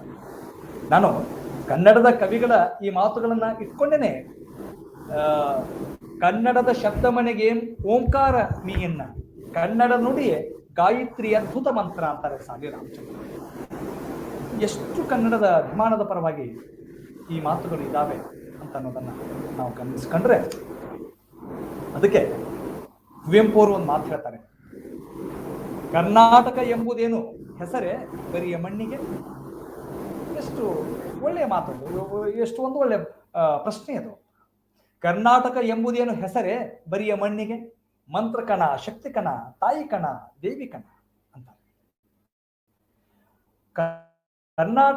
ಕರ್ನಾಟಕಕ್ಕೆ ಒಂದು ರಾಜಕೀಯವಾದಂತಹ ಆಡಳಿತದ ಆಚೆಗೆ ಒಂದು ಸಾಂಸ್ಕೃತಿಕವಾದಂತಹ ಒಂದು ಆಡಳಿತದ ಯಂತ್ರ ಬೇಕು ಅಂತ ಹೇಳುವಾಗ ಕುವೆಂಪು ಅವರಿಗೆ ಅಖಂಡ ಕರ್ನಾಟಕದ ಪರಿಕಲ್ಪನೆಯನ್ನ ಮುಂದಿಡುವಂತಹ ಕುವೆಂಪು ಅವರ ವೈಚಾರಿಕತೆಯನ್ನು ಗಮನಿಸಿದ್ರೆ ಸಾಂಸ್ಕೃತಿಕವಾದಂತಹ ಒಂದು ಸಂಪುಟ ರಚನೆ ಆಗಬೇಕು ಅಂತಾರೆ ಕುವೆಂಪು. ಈ ಸುಮ್ಮನೆ ರಾಜಕೀಯ ನಾಟಕದ ಈ ಆಡಳಿತಗಳು ವ್ಯವಸ್ಥೆಗಳಿದಾವಲ್ಲ ಅಥವಾ ಪ್ರಭುತ್ವ ವ್ಯವಸ್ಥೆಗಳಿದಾವಲ್ಲ, ಇದರ ಧಿಕ್ಕರಿಸಿ ಒಂದು ಸಾಂಸ್ಕೃತಿಕವಾದಂತಹ ಸಂಪುಟದ ಅಡಿಯೊಳಗೆ ಕರ್ನಾಟಕದ ಕೆಲಸಗಳು ನಡಿಬೇಕು ಅಂತ ಹೇಳ್ತಾರೆ. ಅದಕ್ಕೆ ಅವರು ಕುವೆಂಪು ಮಾತನಾಡ್ತಾರೆ, ನೃಪತುಂಗನೇ ಚಕ್ರವರ್ತಿ, ಪಂಪನಲ್ಲಿ ಮುಖ್ಯಮಂತ್ರಿ, ರನ್ನ ಜನ್ನ ನಾಗವರ್ಮ, ರಾಘವಾಂಕ ಹರಿಹರ, ಬಸವೇಶ್ವರ ನಾರಣಪ್ಪ, ಸರ್ವಜ್ಞ ಷಡಕ್ಷರ, ಸರಸ್ವತಿಯ ರಚನೆದೊಂದು ನಿತ್ಯ ಸಚಿವ ಮಂಡಲ. ಎಂಥ ಸಚಿವ ಸಂಪುಟ ರಚನೆ ಆಗಬೇಕು ಅಂತ ಹೇಳ್ತಾರೆ. ಇಲ್ಲಿ ಯಾರಿಗೂ ಅಧಿಕಾರದಾಹಿತ್ವದ ಒಂದು ಮನಸ್ಥಿತಿಗಳನ್ನ ಹೊಂದಿರುವ ಯಾರೂ ಆಡಳಿತಗಾರರಾಗಿರಬಾರದು ಅಂತ ಹೇಳುವ ಕುವೆಂಪು ಅವರ ಮಾತಿನೊಳಗೆ ನೃಪತುಂಗನೇ ಚಕ್ರವರ್ತಿ, ಪಂಪನಲ್ಲಿ ಮುಖ್ಯಮಂತ್ರಿ. ನೋಡ್ರಿ, ಇವ್ರು ಈ ಥರದ ಸಚಿವ ಸಂಪುಟ ಇತ್ತು ಅಂತಂದ್ರೆ ನಮ್ಮ ಕರ್ನಾಟಕದ ಚಿತ್ರಣ ಹೇಗೆ ಬದಲಾವಣೆ ಆಗೋದಕ್ಕೆ ಸಾಧ್ಯ ನೋಡಿ. ಅದನ್ನು ಹೇಳ್ತಾರೆ, ಎಷ್ಟು ಆಶಯವನ್ನ ಮುಂದಿಡ್ತಾರೆ ಕುವೆಂಪು. ಹಾಗಾಗಿ ಈ ಮಾತುಗಳನ್ನ ನಾವು ಮತ್ತೆ ಮತ್ತೆ ಮತ್ತೆ ಮತ್ತೆ ಗಮನಿಸ್ಕೊಳ್ಬೇಕು. ಕನ್ನಡ, ಕನ್ನಡಿಗ, ಕರ್ನಾಟಕ ಅನ್ನುವ ಈ ತ್ರಿಬಳಿ ಪಾತಳಿಗಳ ಮೇಲೆ ಕನ್ನಡದ ಚಿಂತನೆಗಳು ಇನ್ನಷ್ಟು ವಿವೇಚನೆಗಳು ಬಹಳ ಗಂಭೀರವಾಗಿ ಎಲ್ಲ ಅಭಿಮಾನಿಗಳೇ, ಕನ್ನಡದ ಬಗೆಗಿನ ಈಗ ನೋಡಿ, ಇಂಜಿನಿಯರಿಂಗ್ ಕಾಲೇಜುಗಳಲ್ಲಿ ಮತ್ತು ಪಾಲಿಟೆಕ್ನಿಕ್ ಕಾಲೇಜುಗಳಲ್ಲಿ ಕನ್ನಡ ಬೋಧನೆಯ ಕುರಿತು ಸುಪ್ರೀಂ ಆಗಬೇಕಾಗಿದೆ ಅಂತ ಅನಿಸ್ತದೆ. ಕೋರ್ಟ್ ಒಂದು ಆದೇಶವನ್ನು ಮಾಡಿದೆ. ಇದು ಬಹಳ ಸ್ವಾಗತಾರ್ಹವಾದಂಥದ್ದು ಮತ್ತು ಪ್ರಾದೇಶಿಕ ಭಾಷೆಗಳ ಉಳಿವಿಗೆ ಈ ತರಹದ ತೀರ್ಮಾನಗಳು ಮತ್ತು ನಿರ್ಣಯಗಳು ಬಹಳ ಮುಖ್ಯವಾದಂಥದ್ದು ಅಂತ ಅನಿಸ್ತದೆ. ಅದಕ್ಕೆ ಇವತ್ತು ಕನ್ನಡವನ್ನ ನಾವು ಕನ್ನಡ ನುಡಿ ಚಿಂತನೆಯನ್ನ ನಡೆಸಬೇಕಾದಾಗ ಅಪ್ಪಟ ಅದು ಉಸಿರಾಗಬೇಕು ಅಂತ ಹೇಳೋದು. ಸಹಜವಾಗಿ ನಮ್ಮ ಬದುಕಿನ ಒಂದು ಜೀವನ ಕ್ರಮವೇ ಆಗಬೇಕು ಕನ್ನಡ. ಯಾವುದೋ ನಾಟಕೀಯತೆಯಿಂದ ಅಥವಾ ಯಾವುದೋ ಒಂದು ಭಾಷೆಯ ಪ್ರಭಾವಕ್ಕೆ ಒಳಗಾಗಿ ಇಂಗ್ಲಿಷು ಅಂತರೂ ಹೇಳಕ್ಕೆ ಸಲ್ಲಲಾಗದಷ್ಟು ಅದು ತನ್ನ ಪ್ರಭಾವವನ್ನ ಉಂಟು ಮಾಡ್ತಾ ಇದೆ. ಇದು ನಾವೇ ಸೃಷ್ಟಿಸಿಕೊಂಡ ಒಂದು ಬಲೆ. ಈ ಬಲೆಯೊಳಗೆ ಸಿಕ್ಕಿ ಹಾಕಿಕೊಂಡು ಉಸಿರುಗಟ್ಟುವುದಕ್ಕಿಂತ ಬಹಳ ಸರಾಗವಾಗಿ ಉಸಿರಾಡುವ ನಮ್ಮ ಮಾತೃಭಾಷೆ, ಈ ಪ್ರಾದೇಶಿಕ ಭಾಷೆ, ಸ್ಥಳೀಯ ಭಾಷೆಗಳಿಗೆ ಮಾನ್ಯತೆಯನ್ನು ಕೊಡುವಂತಹ ವ್ಯವಸ್ಥೆ ನಿರ್ಮಾಣ ಆಗಬೇಕು. ಸರ್ಕಾರಗಳು ಈ ನಿಟ್ಟಿನಲ್ಲಿ ಒತ್ತಾಸೆಯಾಗಿ ನಿಂತ್ಕೊಳ್ಬೇಕು. ಕರ್ನಾಟಕವನ್ನ ಉಳಿಸ್ಕೊಳ್ಳೋದಕ್ಕೆ ಬೇಕಾದಂತಹ ಒಂದು ತಾತ್ವಿಕ ತಿಳುವಳಿಕೆಯನ್ನ ನಮ್ಮ ಕನ್ನಡಿಗರು ಹೊಂದಬೇಕು. ಈ ತರದ ಎಲ್ಲ ಪ್ರಯತ್ನಗಳು ನಡೆದಾಗ ಖಂಡಿತ ಕನ್ನಡ ಭಾಷೆ ಯಾವತ್ತೂ ಅದು ಸಾಯದ ಭಾಷೆ. ಎಷ್ಟು ನಾವು ಬಳಸ್ತಾ ಇರ್ತೇವೋ ಅಷ್ಟೊಂದು ಬೆಳೀತಾ ಇರುತ್ತೆ. ಈ ತಿಳುವಳಿಕೆ ನಮಗೆ ಬಂದ್ರೆ ಖಂಡಿತ ಒಂದು ಕನ್ನಡದ ಉಳಿವಿನ ಪ್ರಶ್ನೆಯೇ ಹೇಳೋದಿಲ್ಲ ಅಂತ ಅನಿಸ್ತದೆ. ಉಳಿವಿನ ಪ್ರಶ್ನೆಯೇ ಹೇಳೋದಿಲ್ಲ. ಹಾಗಾಗಿ ಒಟ್ಟು ನನ್ನ ಮಾತುಗಳನ್ನ ನಾನು ಕೇಂದ್ರೀಕರಿಸಿಕೊಂಡು ಸಾರಾಂಶೀಕರಣದ ರೂಪದಲ್ಲಿ ಹೇಳೋದಾದ್ರೆ, ಕನ್ನಡದ ಒಂದು ಭೂತಕಾಲದ ಅಥವಾ ಗತವೈಭವದ ಚರಿತ್ರೆಯನ್ನ ಮಾತ್ರ ಮುಂದಿಟ್ಟುಕೊಂಡು ಮೈಮರೆಯುವ ಬದಲಿಗೆ ಸದ್ಯ ವರ್ತಮಾನದ ಬಿಕ್ಕಟ್ಟುಗಳಿಗೆ ಪರಿಹಾರವನ್ನ ಕಂಡುಕೊಳ್ತಾನೆ ಭವಿಷ್ಯದ ಬಗೆಗೆ ಒಂದು ಸ್ಪಷ್ಟವಾದಂತಹ ನೋಟವನ್ನ ದಕ್ಕಿಸಿಕೊಳ್ಬೇಕಾದಂತಹ ಅಗತ್ಯತೆ ಇಡೀ ಕನ್ನಡಿಗರಿಗೆ ಅನ್ನುವಂತಹ ಒಂದು ಎಚ್ಚರಿಕೆಯೊಳಗೆ ಇದೆ.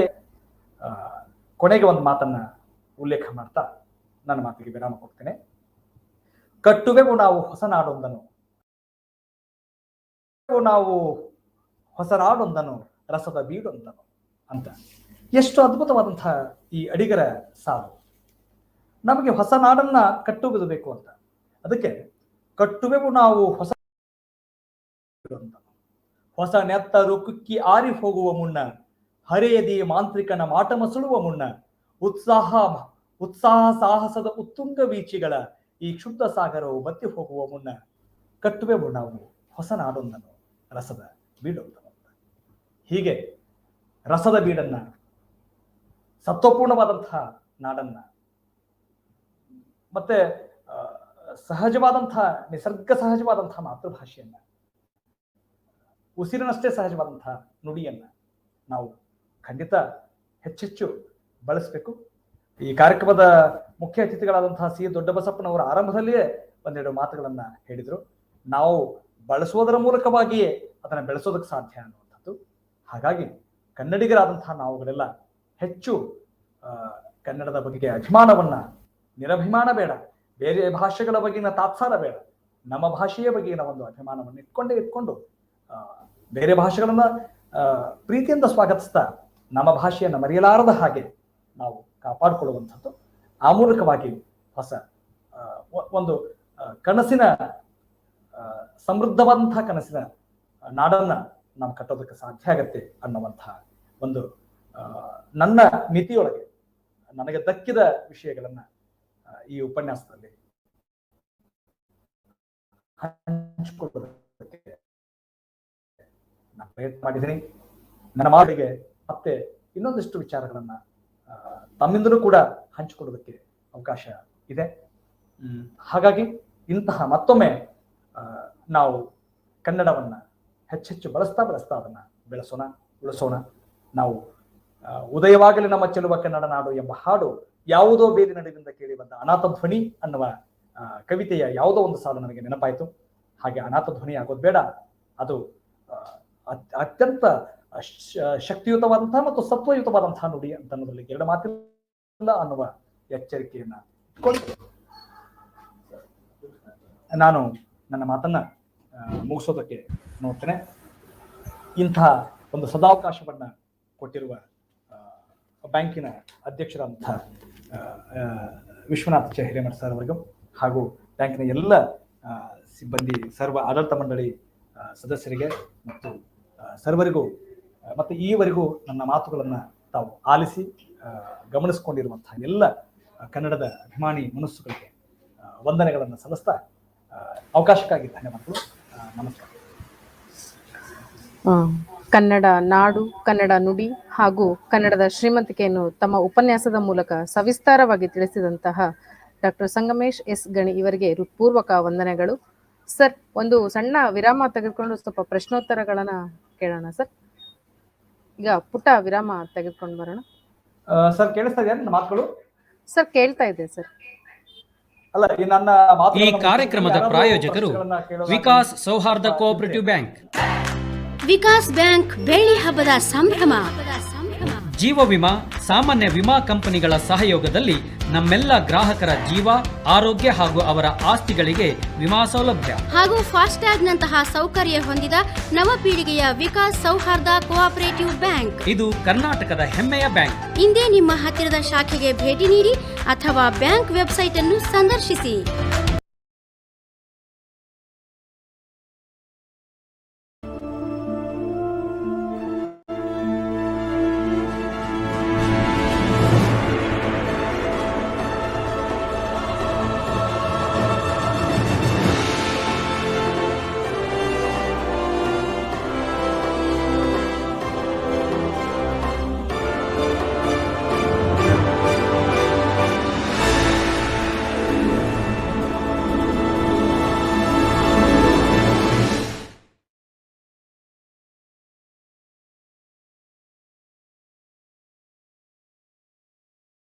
ಈ ಕಾರ್ಯಕ್ರಮದ ಪ್ರಾಯೋಜಕರು ವಿಕಾಸ್ ಸೌಹಾರ್ದ ಕೋಆಪರೇಟಿವ್ ಬ್ಯಾಂಕ್.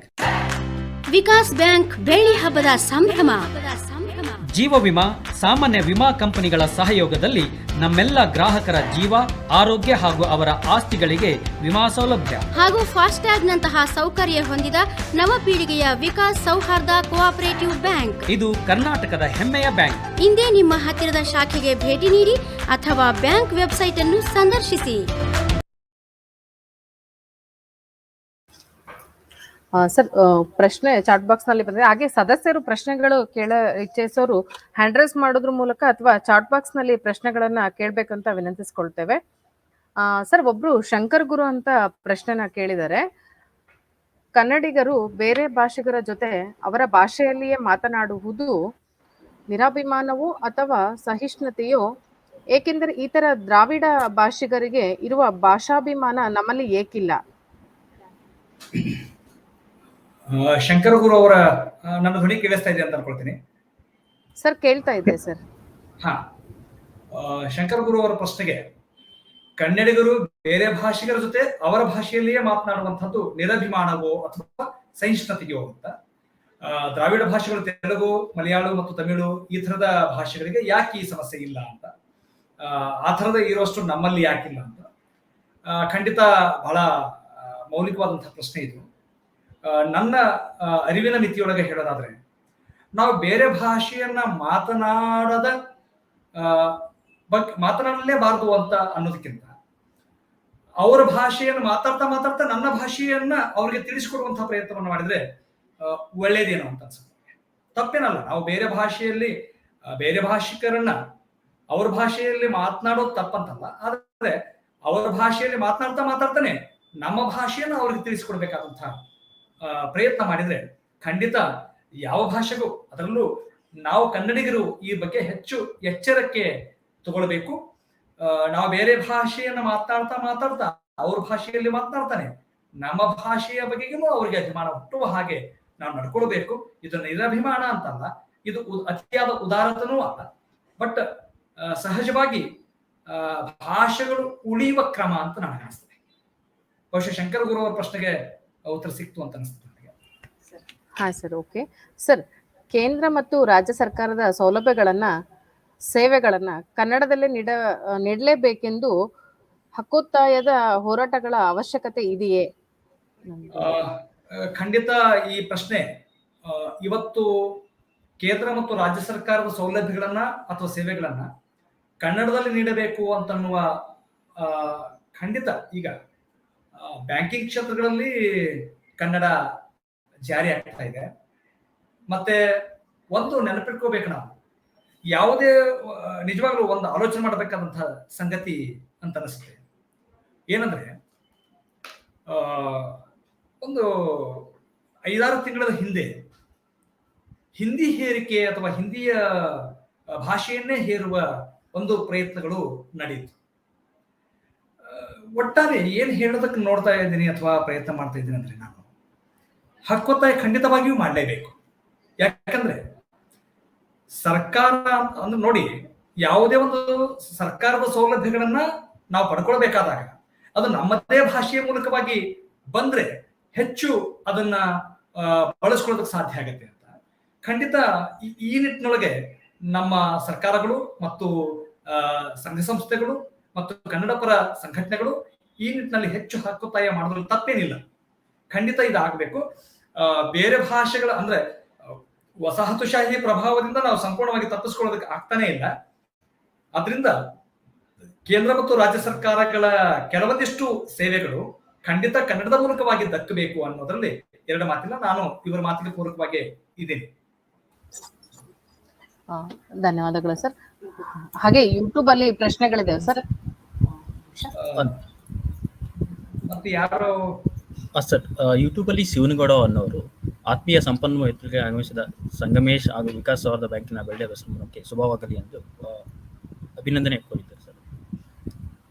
ಸರ್ ಹೇಳಿ ಸರ್. ಹಾಗೆ ಸರ್, ಒಂದು ಅಭಿಪ್ರಾಯ ಬಂದಿದೆ ಸರ್ ಇರ್ಮಿಟಲ್ಲಿ. ಭೀಮ್ಸೇನ್ ಬಂಕದನವರು, the then Ballari district was transferred to erstwhile Mysore state on 1st October 1953 and Karnataka was named on 1st November 1973 and not in 1983 as said by the speaker was 1953 ಅಂತ ಹೇಳ್ತಾ ಇದ್ದಾರೆ sir. ಅಂದ್ರೆ ಅದು ಅವ್ರದೊಂದು ಅಭಿಪ್ರಾಯ ಇದೆ sir. ಅಂದ್ರೆ 53 ಖಂಡಿತ 1953ರಲ್ಲಿ ಅವ್ರಿಗೆ ಒಂದು ಕ್ಲಾರಿಟಿ ಏನಂದ್ರೆ, 1953ರಲ್ಲಿ ಆಂಧ್ರ ಪ್ರದೇಶ ಆಯ್ತು. 83ರಲ್ಲಿ ಖಂಡಿತ 83ರಲ್ಲಿಯೇ ಮೈಸೂರು ಸರ್ಕಾರಕ್ಕೆ ಬಳ್ಳಾರಿಯನ್ನ ಸೇರ್ಪಡೆಗೊಳಿಸ್ತು. ಖಂಡಿತ ಅದು ನನಗೂ ಅದು ಮಾಹಿತಿ ಇದೆ. ಅವರ ಅಭಿಪ್ರಾಯ ಸರಿನೇ ಇದೆ.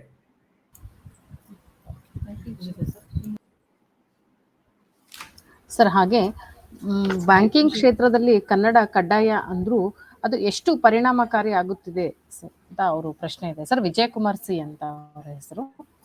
ಹಾ, ಬ್ಯಾಂಕಿಂಗ್ ಕ್ಷೇತ್ರದಲ್ಲಿ ಕನ್ನಡವನ್ನ ಕಡ್ಡಾಯ ಮಾಡೋದ್ರಿಂದ ಸಹಜವಾಗಿ ಬ್ಯಾಂಕ್ಗಳು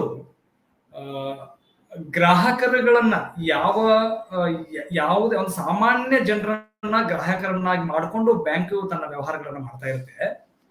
ಆದ್ರಿಂದಾಗಿ ಬ್ಯಾಂಕಿಂಗ್ ಅಂದ್ರೆ ಬ್ಯಾಂಕಿನ ವ್ಯವಹಾರವನ್ನ ಮಾಡಬೇಕಾದಂತಹ ಸಾಮಾನ್ಯ ತಿಳುವಳಿಕೆ ಸ್ಥಳೀಯ ಭಾಷೆಗಳಲ್ಲೇ ಇರೋದ್ರಿಂದ ಸಹಜವಾಗಿ ಅದರಲ್ಲೂ ಕನ್ನಡಿಗರಿಗೆ ಕನ್ನಡದ ಮೂಲಕವಾಗಿ ಬ್ಯಾಂಕಿನ ವ್ಯವಹಾರ ಮಾಡಿಕೊಳ್ಳೋದಕ್ಕೆ ಸಾಧ್ಯ ಆದ್ರೆ ಅದು ಒಳ್ಳೇದು ಅಂತ ಅದು ಹೆಚ್ಚು ಪರಿಣಾಮಕಾರಿಯೇ ಆಗತ್ತೆ. ಬಟ್ ಒಂದು ನನಗೇನ್ ಸಮಸ್ಯೆ ಅಂದ್ರೆ ಈ ಬ್ಯಾಂಕಿಂಗ್ ಕ್ಷೇತ್ರಗಳಲ್ಲಿ ಇಂಗ್ಲಿಷನ್ನ ಮತ್ತು ಹಿಂದಿಯನ್ನ ಹೆಚ್ಚು ಬಳಸ್ತವೆ. ಇದು ತಾಂತ್ರಿಕವಾಗಿ ಏನಾದರೂ ಸಮಸ್ಯೆ ಆಗ್ತಾ ಇದೆಯೋ ಬ್ಯಾಂಕ್ಗಳಿಗೆ ಅಥವಾ ಅನ್ನೋದ್ರ ಬಗ್ಗೆ ಆ ವ್ಯವಹಾರಗಳನ್ನು ನೋಡಿಕೊಳ್ಳೋರಿಗೆ ಅಥವಾ ಅದ್ರ ಬಗ್ಗೆ ಹೆಚ್ಚು ತಿಳುವಳಿಕೆ ಇದ್ದವರು ಅದನ್ನ ಹೇಳಬೇಕಾಗತ್ತೆ ಅಂತ ಅನ್ಸುತ್ತೆ ನನಗೆ. ಬಟ್ ನಾನೊಬ್ಬ ಸಾಮಾನ್ಯ ಗ್ರಾಹಕನಾಗಿ ನನಗೆ ಕನ್ನಡ ಮಾತ್ರ ಗೊತ್ತಿದೆ, ಹಿಂದಿ ಮತ್ತು ಇಂಗ್ಲಿಷ್ ಗೊತ್ತಿಲ್ಲ. ಹಾಗಾಗಿ ಅಲ್ಲಿ ಕನ್ನಡದ ಈಗ ಚಲನ್ ತುಂಬೋದಾಗ್ಲಿ ಅಥವಾ ಚೆಕ್ಗಳ ವಿಷಯಗಳಾಗ್ಲಿ ಇಂಥವು ಕನ್ನಡದ ಮೂಲಕವಾಗಿ ಸಾಧ್ಯ ಆದ್ರೆ ಮನುಷ್ಯ ಸಹಜವಾಗಿ ಸರಳವಾದ ರೀತಿಯಲ್ಲಿ ವ್ಯವಹಾರವನ್ನು ಮಾಡೋದಕ್ಕೆ ಸಾಧ್ಯ ಆಗುತ್ತೆ ಏನೋ ಅನ್ನುವ ಅಭಿಪ್ರಾಯ ನಂದು. ಆ ನಿಟ್ಟಿನೊಳಗೆ ಬ್ಯಾಂಕಿಂಗ್ ಕ್ಷೇತ್ರದೊಳಗಿರ್ತಕ್ಕಂಥ ಈ ಟೆಕ್ನಾಲಜಿನ ಹೆಚ್ಚು ನನಗೆ ಒಂದು ಅಭಿಮಾನ ಅನಿಸೋದೇನಂದ್ರೆ ವಿಕಾಸ ಬ್ಯಾಂಕ್ ಈ ನಿಟ್ಟಿನೊಳಗೆ ಬಹಳ ಮಹತ್ವದ ಹೆಜ್ಜೆಯನ್ನ ಇಟ್ಟಿದೆ ಅಂತ ನನಗೆ ಅನಿಸ್ತದೆ. ನಾನು ಅನೇಕ ಬ್ಯಾಂಕ್ಗಳ ವ್ಯವಹಾರಗಳನ್ನ ಗಮನಿಸಿದ್ರೆ ಅಲ್ಲಿ ಯಾವುದೇ ಸಹಜವಾಗಿ ಈ ಇತ್ತೀಚೆಗೆ ರಾಷ್ಟ್ರೀಕೃತ ಬ್ಯಾಂಕ್ಗಳಲ್ಲಿ ಕನ್ನಡದ ಮುದ್ರಣಗಳನ್ನು ಕಾಣಿಸ್ತೇವೆ. ಆದ್ರೆ ವಿಕಾಸ ಬ್ಯಾಂಕ್ ಆರಂಭದಿಂದಲೂ ಕೂಡ ಈ ಪ್ರಯತ್ನಗಳನ್ನು ಮಾಡ್ತಾ ಇದೆ. ಹಾಗಾಗಿ ಎಲ್ಲೂ ಬಹುಶಃ ತೊಂದರೆ ಆಗಿಲ್ಲ ಅಂತ ಅನ್ಸುತ್ತೆ. ಈ ವಿಚಾರವನ್ನು ಇಟ್ಕೊಂಡ್ರೆ ಖಂಡಿತ ಕನ್ನಡದಲ್ಲಿಯೇ ಎಲ್ಲ ಬ್ಯಾಂಕಿಂಗ್ ವ್ಯವಹಾರಗಳು ನಡಿಬೇಕು ಅಂತ ನಾನು ಅಂದ್ಕೊಳ್ತೇನೆ. ಸರ್, ಮತ್ತೆ ಯಾವುದು ಪ್ರಶ್ನೆಗಳಿಲ್ಲ ಅಥವಾ ಹ್ಯಾಂಡ್ ರೈಸ್ ಇಲ್ಲ. ಪ್ರಶ್ನೆ ಕೇಳಿದ ಎಲ್ಲ ಸದಸ್ಯರಿಗೂ ಸಂಪನ್ಮೂಲ ವ್ಯಕ್ತಿಗಳಿಂದ ಸಮರ್ಪಕವಾಗಿ ಉತ್ತರ ಸಿಕ್ಕಿದೆ ಎಂದು ಭಾವಿಸ್ತೀವಿ. ಸರ್, ಮುಂದಿನ ಹಂತಕ್ಕೆ ಹೋಗೋಣ ಅಂತ ತಮಗೆ ಧನ್ಯವಾದಗಳು ಹೇಳ್ತಾ ಕಾರ್ಯಕ್ರಮದ ಅಧ್ಯಕ್ಷತೆ ವಹಿಸಿರುವ ನಮ್ಮ ಬ್ಯಾಂಕಿನ ಅಧ್ಯಕ್ಷರು ಹಾಗೂ ರಾಜ್ಯ ಸರ್ಕಾರದಿಂದ ಸಹಕಾರಿ ರತ್ನ ಪ್ರಶಸ್ತಿ ಪುರಸ್ಕೃತರು ಆಗಿರುವ ಸನ್ಮಾನ್ಯ ಶ್ರೀ ವಿಶ್ವನಾಥ್ ಚಾ ಹಿರೇಮಠರವರು ಅಧ್ಯಕ್ಷೀಯ ನುಡಿಗಳನ್ನಾಡುವಂತೆ ಕೋರುತ್ತೇನೆ. ಆತ್ಮೀಯರೇ, ವಿಕಾಸ್ ಬ್ಯಾಂಕಿನ ಬೆಳ್ಳಿ ಹಬ್ಬದ ಸಂಭ್ರಮಾಚರಣೆಯ ಈ ಒಂದು ಸರಣಿ ಕಾರ್ಯಕ್ರಮದ ಇವತ್ತು ಬೆಳ್ಳಿ ಹಬ್ಬದ ಸಂಭ್ರಮಾಚರಣೆಯ 78ನೇ ಕಾರ್ಯಕ್ರಮದೊಳಗಡೆ ನಾವಿದ್ದೀವಿ. ಅದೇ ಮಾದರಿ ಕಡೆ ಪ್ರತಿ ಶನಿವಾರ ನಡೆಯುವಂಥ ಉಪನ್ಯಾಸ ಮಾಲೆಯ 12ನೆಯ ಕಾರ್ಯಕ್ರಮದೊಳಗಡೆ ನಾವು ಇವತ್ತು ಉಪಸ್ಥಿತರಿದ್ದೀವಿ.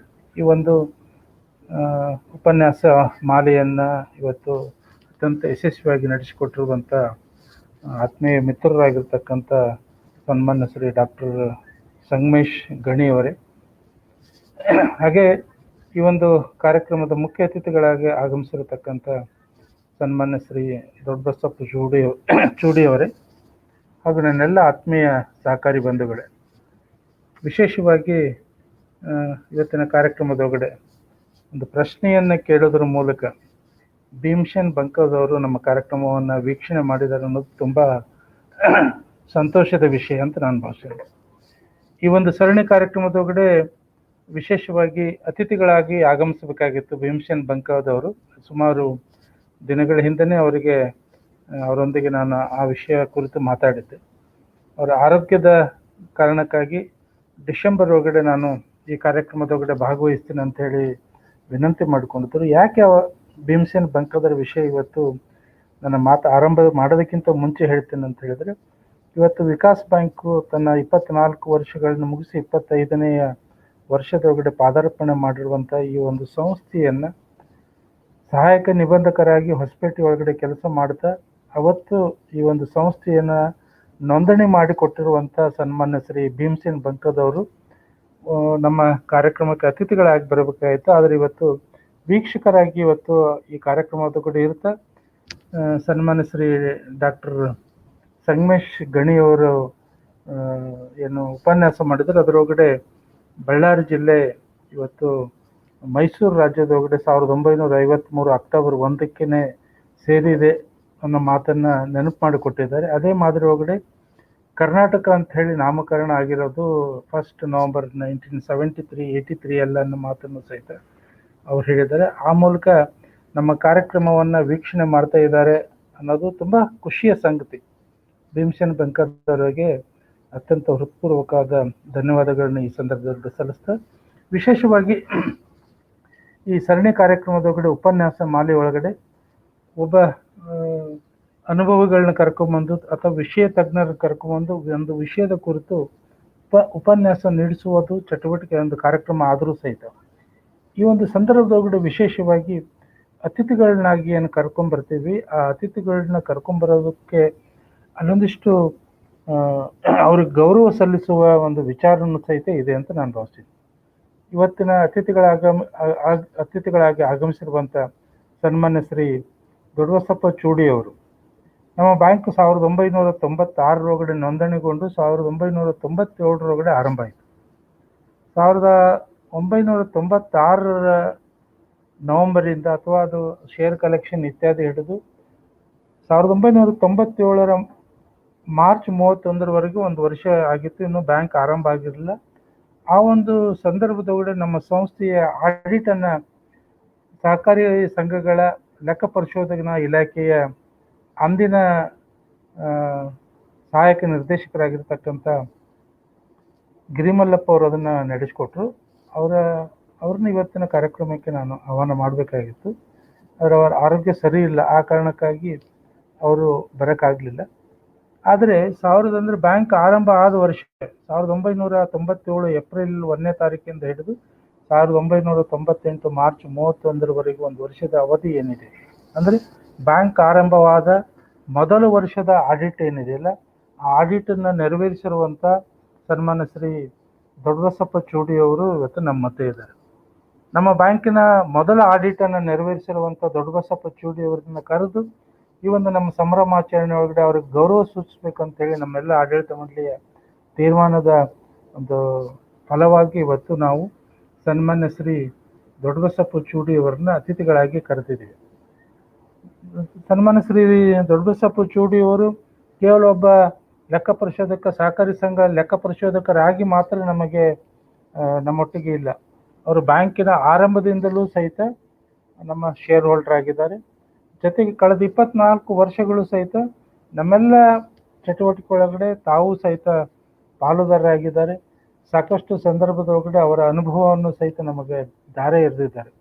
ಹಾಗಾಗಿ ಕಳೆದ 24 ವರ್ಷಗಳ ನಮ್ಮ ಈ ಒಂದು ಪಯಣದೊಳಗಡೆ ಅತ್ಯಂತ ಸಹಕಾರಿ ಸಂಘಗಳ ಲೆಕ್ಕ ಪರಿಶೋಧನಾ ಇಲಾಖೆ ಸೀನಿಯರ್ ಆಡಿಟರ್ ಆಗಿ ಒಂದು ಭಾಗ ಆದರೆ, ಮತ್ತೊಂದು ಒಬ್ಬ ಸದಸ್ಯರಾಗಿ, ಒಬ್ಬ ಮಿತ್ರರಾಗಿ, ಒಬ್ಬ ಮಾರ್ಗದರ್ಶಕರಾಗಿ ನಮ್ಮ ಒಟ್ಟಿಗೆ ಕಳೆದ 24 ವರ್ಷಗಳಿಂದನೂ ಸಹಿತ ನಮ್ಮ ಜೊತೆಗಿರುವಂಥ ಸನ್ಮಾನ್ಯ ಶ್ರೀ ದೊಡ್ಡಬಸಪ್ಪ ಚೂಡಿ ಅವ್ರನ್ನ ಇವತ್ತು ಅತಿಥಿಗಳಾಗಿ ಕರೆಯೋದಕ್ಕೆ ನಮಗೆ ತುಂಬ ಸಂತೋಷ ಅನಿಸುತ್ತೆ. ಇನ್ನು ವಿಷಯಕ್ಕೆ ಇವತ್ತಿನ ಒಂದು ವಿಷಯಕ್ಕೆ ಬಂದರೆ, ಇವತ್ತಿನ ಉಪನ್ಯಾಸ ನೀಡಿರುವಂಥ ಡಾಕ್ಟರ್ ಸಂಗಮೇಶ್ ಗಣಿ ಅವರು ಸಹಿತ ಆತ್ಮೀಯ ಮಿತ್ರರು. ಸುಮಾರು ವರ್ಷಗಳಿಂದ ಬ್ಯಾಂಕಿನ ಚಟುವಟಿಕೆ ಒಳಗಡೆ ನಮ್ಮೊಟ್ಟಿಗೆ ಅವರು ಸಹಿತ ತಮ್ಮನ್ನು ತಾವು ತೊಡಗಿಸಿಕೊಂಡಿದ್ದಾರೆ. ವಿಶೇಷವಾಗಿ ಇವತ್ತಿನ ವಿಷಯನೂ ಸಹಿತ ಹಾಗೆ ಇತ್ತು. ಕನ್ನಡ ನಾಡು ನುಡಿ ಬಗ್ಗೆ ನಾವು ಎಷ್ಟು ಮಾತಾಡಿದರೂ ಸಹಿತ ಕಡಿಮೆನೆ. ಹಾಗೆ ಅವರು ತಮ್ಮ ಉಪನ್ಯಾಸದೊಳಗಡೆ 8 ಜ್ಞಾನಪೀಠ ಪ್ರಶಸ್ತಿಗಳನ್ನ ಆವಾಗಲೇ ಪಡೆದಿದ್ದೀವಿ ಅಂತ ಹೇಳಿ ಅತ್ಯಂತ ಹೆಮ್ಮೆಯಿಂದ ಹೇಳ್ಕೊಳ್ತೀವಿ. ಕರ್ನಾಟಕ ಅಂದರೆ ದೇಶದ ಇನ್ಯಾವುದೇ ಭಾಷೆಗೆ ಸಿಗದೇ ಇರುವಂಥ ಗೌರವ ನಮಗೆ ಸಿಕ್ಕಿದೆ ಅನ್ನೋ ಮಾತನ್ನು ಈ ಸಂದರ್ಭದೊಳಗೆ ಅವರು ನೆನಪು ಮಾಡಿಕೊಟ್ರು. ಅದೇ ಮಾದರಿ ಒಳಗಡೆ ಮೊನ್ನೆ ನಡೆದ ನಮ್ಮ ತಟ್ ಅಂತೇಳಿ ವಿಕಾಸ್ ಬ್ಯಾಂಕ್ ತಟ್ ಅಂತೇಳಿ ಕಾರ್ಯಕ್ರಮದ ನೇತೃತ್ವ ವಹಿಸಿಕೊಂಡಿರುವಂಥ ಡಾಕ್ಟರ್ ಸೋಮೇಶ್ವರ್ ಅವರು ಮತ್ತೊಂದು ವಿಷಯವನ್ನು ನಮಗೆಲ್ಲ ಹೇಳಿದರು. ಕನ್ನಡದ ಬಗ್ಗೆ ನಾವು ಅಭಿಮಾನ ಪಡೋದಕ್ಕೆ, ಕನ್ನಡದ ಬಗ್ಗೆ ಹೆಮ್ಮೆ ಪಡೋದಕ್ಕೆ ಮತ್ತೊಂದು ವಿಷಯ ಏನಂದರೆ, ಕೇಂದ್ರ ಸಾಹಿತ್ಯ ಅಕಾಡೆಮಿಯ ಪ್ರಶಸ್ತಿಗಳೇನಿದೆ, ಆ ಪ್ರಶಸ್ತಿ ತಂದೆ ಮತ್ತು ಮಗ ಇಬ್ಬರಿಗೂ ಸಹಿತ ಈ ರೀತಿಯ ತಂದೆ ಮತ್ತು ಮಗನಿಗೆ ಆ ಒಂದು ಜೋಡಿಗೆ ಕೇಂದ್ರ ಸಾಹಿತ್ಯ ಅಕಾಡೆಮಿಯ ಪ್ರಶಸ್ತಿ ಏನಾದರೂ ಬಂದಿದ್ರೆ ಅದು ಕರ್ನಾಟಕದ 3 ಜನ ತಂದೆ ಮಕ್ಕಳಿಗೆ, ಅಂದರೆ 3 ಜೋಡಿ ತಂದೆ ಮಕ್ಕಳಿಗೆ ಆ ರೀತಿಯ ಒಂದು ಗೌರವ ಸಂದಿದೆ. ಇದು ಭಾರತದ ಯಾವುದೇ ಭಾಷೆ ಒಳಗಡೆ ಇಷ್ಟೊಂದು ದೊಡ್ಡ ಪ್ರಮಾಣಕ್ಕೆ ಇರೋದಕ್ಕೆ ಸಾಧ್ಯ ಇಲ್ಲ ಅನ್ನೋ ಮಾತನ್ನು ಸಹಿತ ಅವರು ಸ್ಪಷ್ಟವಾಗಿ ಹೇಳಿದ್ದಾರೆ. ಹಾಗಾಗಿ ಕನ್ನಡಿಗರಾಗಿ ನಾವು ನಮ್ಮ ನಾಡು ನುಡಿ ಬಗ್ಗೆ ಹೆಮ್ಮೆ ಪಡೋದಕ್ಕೆ ಸಾಕಷ್ಟು ವಿಷಯಗಳಿದೆ. ಅದೇ ಮಾದರಿ ಒಳಗಡೆ ಇವತ್ತು ಕನ್ನಡದ ಒಟ್ಟು ಇತಿಹಾಸವನ್ನು ನೋಡಿದಾಗ ನಮಗೆ ದಾಸ ಸಾಹಿತ್ಯ ಇದೆ, ವಚನ ಸಾಹಿತ್ಯ ಇದೆ, ಈ ಥರ ಹಲವಾರು ವಿಶಿಷ್ಟವಾದ ರೀತಿ ಒಳಗಡೆ ವಿಶೇಷವಾಗಿ ವಚನ ಸಾಹಿತ್ಯ ಅಂತೂ ಇವತ್ತು ತನ್ನದೇ ಆದ ಕೊಡುಗೆಯನ್ನು ಜಗತ್ತಿನಾದ್ಯಂತ ಪಡೆದಿರುವಂಥ ಈ ಸನ್ನಿವೇಶದೊಳಗಡೆ ಕನ್ನಡ ನಾಡು ನುಡಿ ಬಗ್ಗೆ ಕಳೆದ ಒಂದು ಕಾಲು ಗಂಟೆವರೆಗೆ ಅತ್ಯಂತ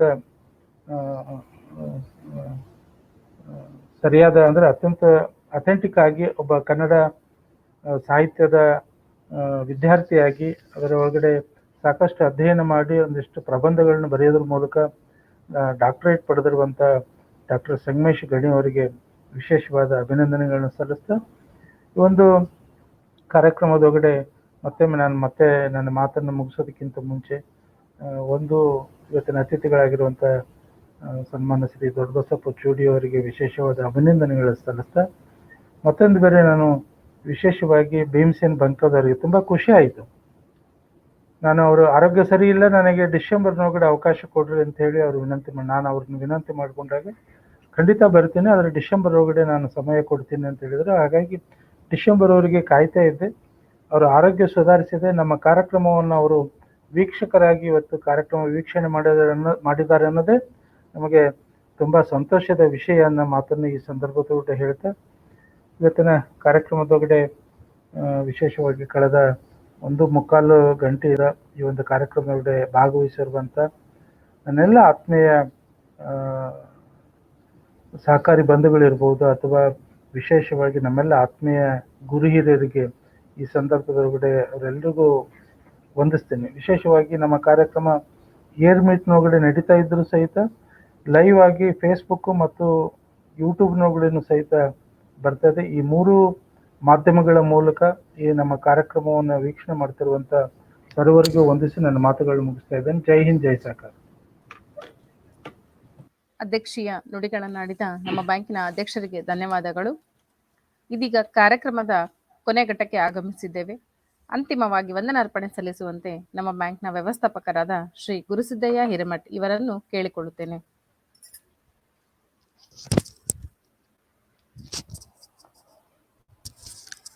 ಸನ್ಮಾನ್ಯ ಗ್ರಾಹಕ ಬಂಧುಗಳೇ, ನಮ್ಮ ಬ್ಯಾಂಕಿನ ಬೆಳ್ಳಿ ಹಬ್ಬದ ಸರಣಿ ಕಾರ್ಯಕ್ರಮದಲ್ಲೊಂದಾದ ಉಪನ್ಯಾಸ ಮಾಲೆ ಕಾರ್ಯಕ್ರಮಕ್ಕೆ ಆಗಮಿಸಿದ ತಮ್ಮೆಲ್ಲರಿಗೂ ನಾನು ವ್ಯವಸ್ಥಾಪಕನಾದ ಗುರುಸಿದ್ದಯ್ಯ ಹಿರೇಮಠ್ ಶುಭ ಸಂಜೆಯಲ್ಲಿ ನಮಸ್ಕರಿಸುತ್ತಾ, ಇಂದಿನ ಕಾರ್ಯಕ್ರಮದ ಉಪನ್ಯಾಸಕರಾದ ಸನ್ಮಾನ್ಯ ಶ್ರೀ ಡಾಕ್ಟರ್ ಸಂಗಮೇಶ್ ಎಸ್ ಇವರು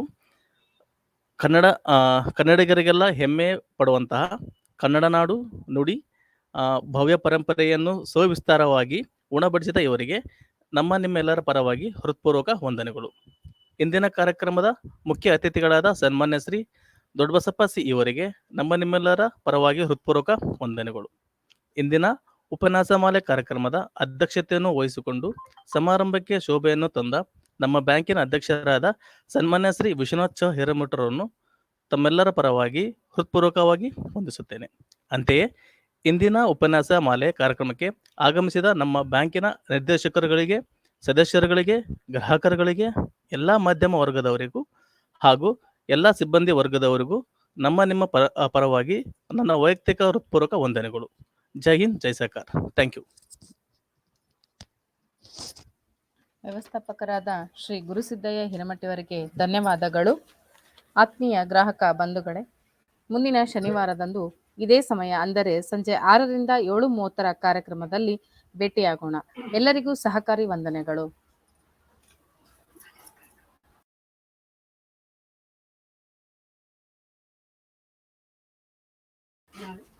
ನಾಳಿನ ಬೆಳ್ಳಿ ಹಬ್ಬದ ಸರಣಿ ಕಾರ್ಯಕ್ರಮ ಕನ್ನಡದ ಜನಪದ ಸೊಗಡಿನ ಕಾರ್ಯಕ್ರಮ ವಿಕಾಸ್ ಒಗಟೊಗಟು ಹೊಸಪೇಟೆ, ಆಕಾಶವಾಣಿ ರೇಡಿಯೋ ತರಂಗ 100.5 ಸಾಯಂಕಾಲ 5ರಿಂದ 5:30 ತಪ್ಪದೆ ಕೇಳಿ.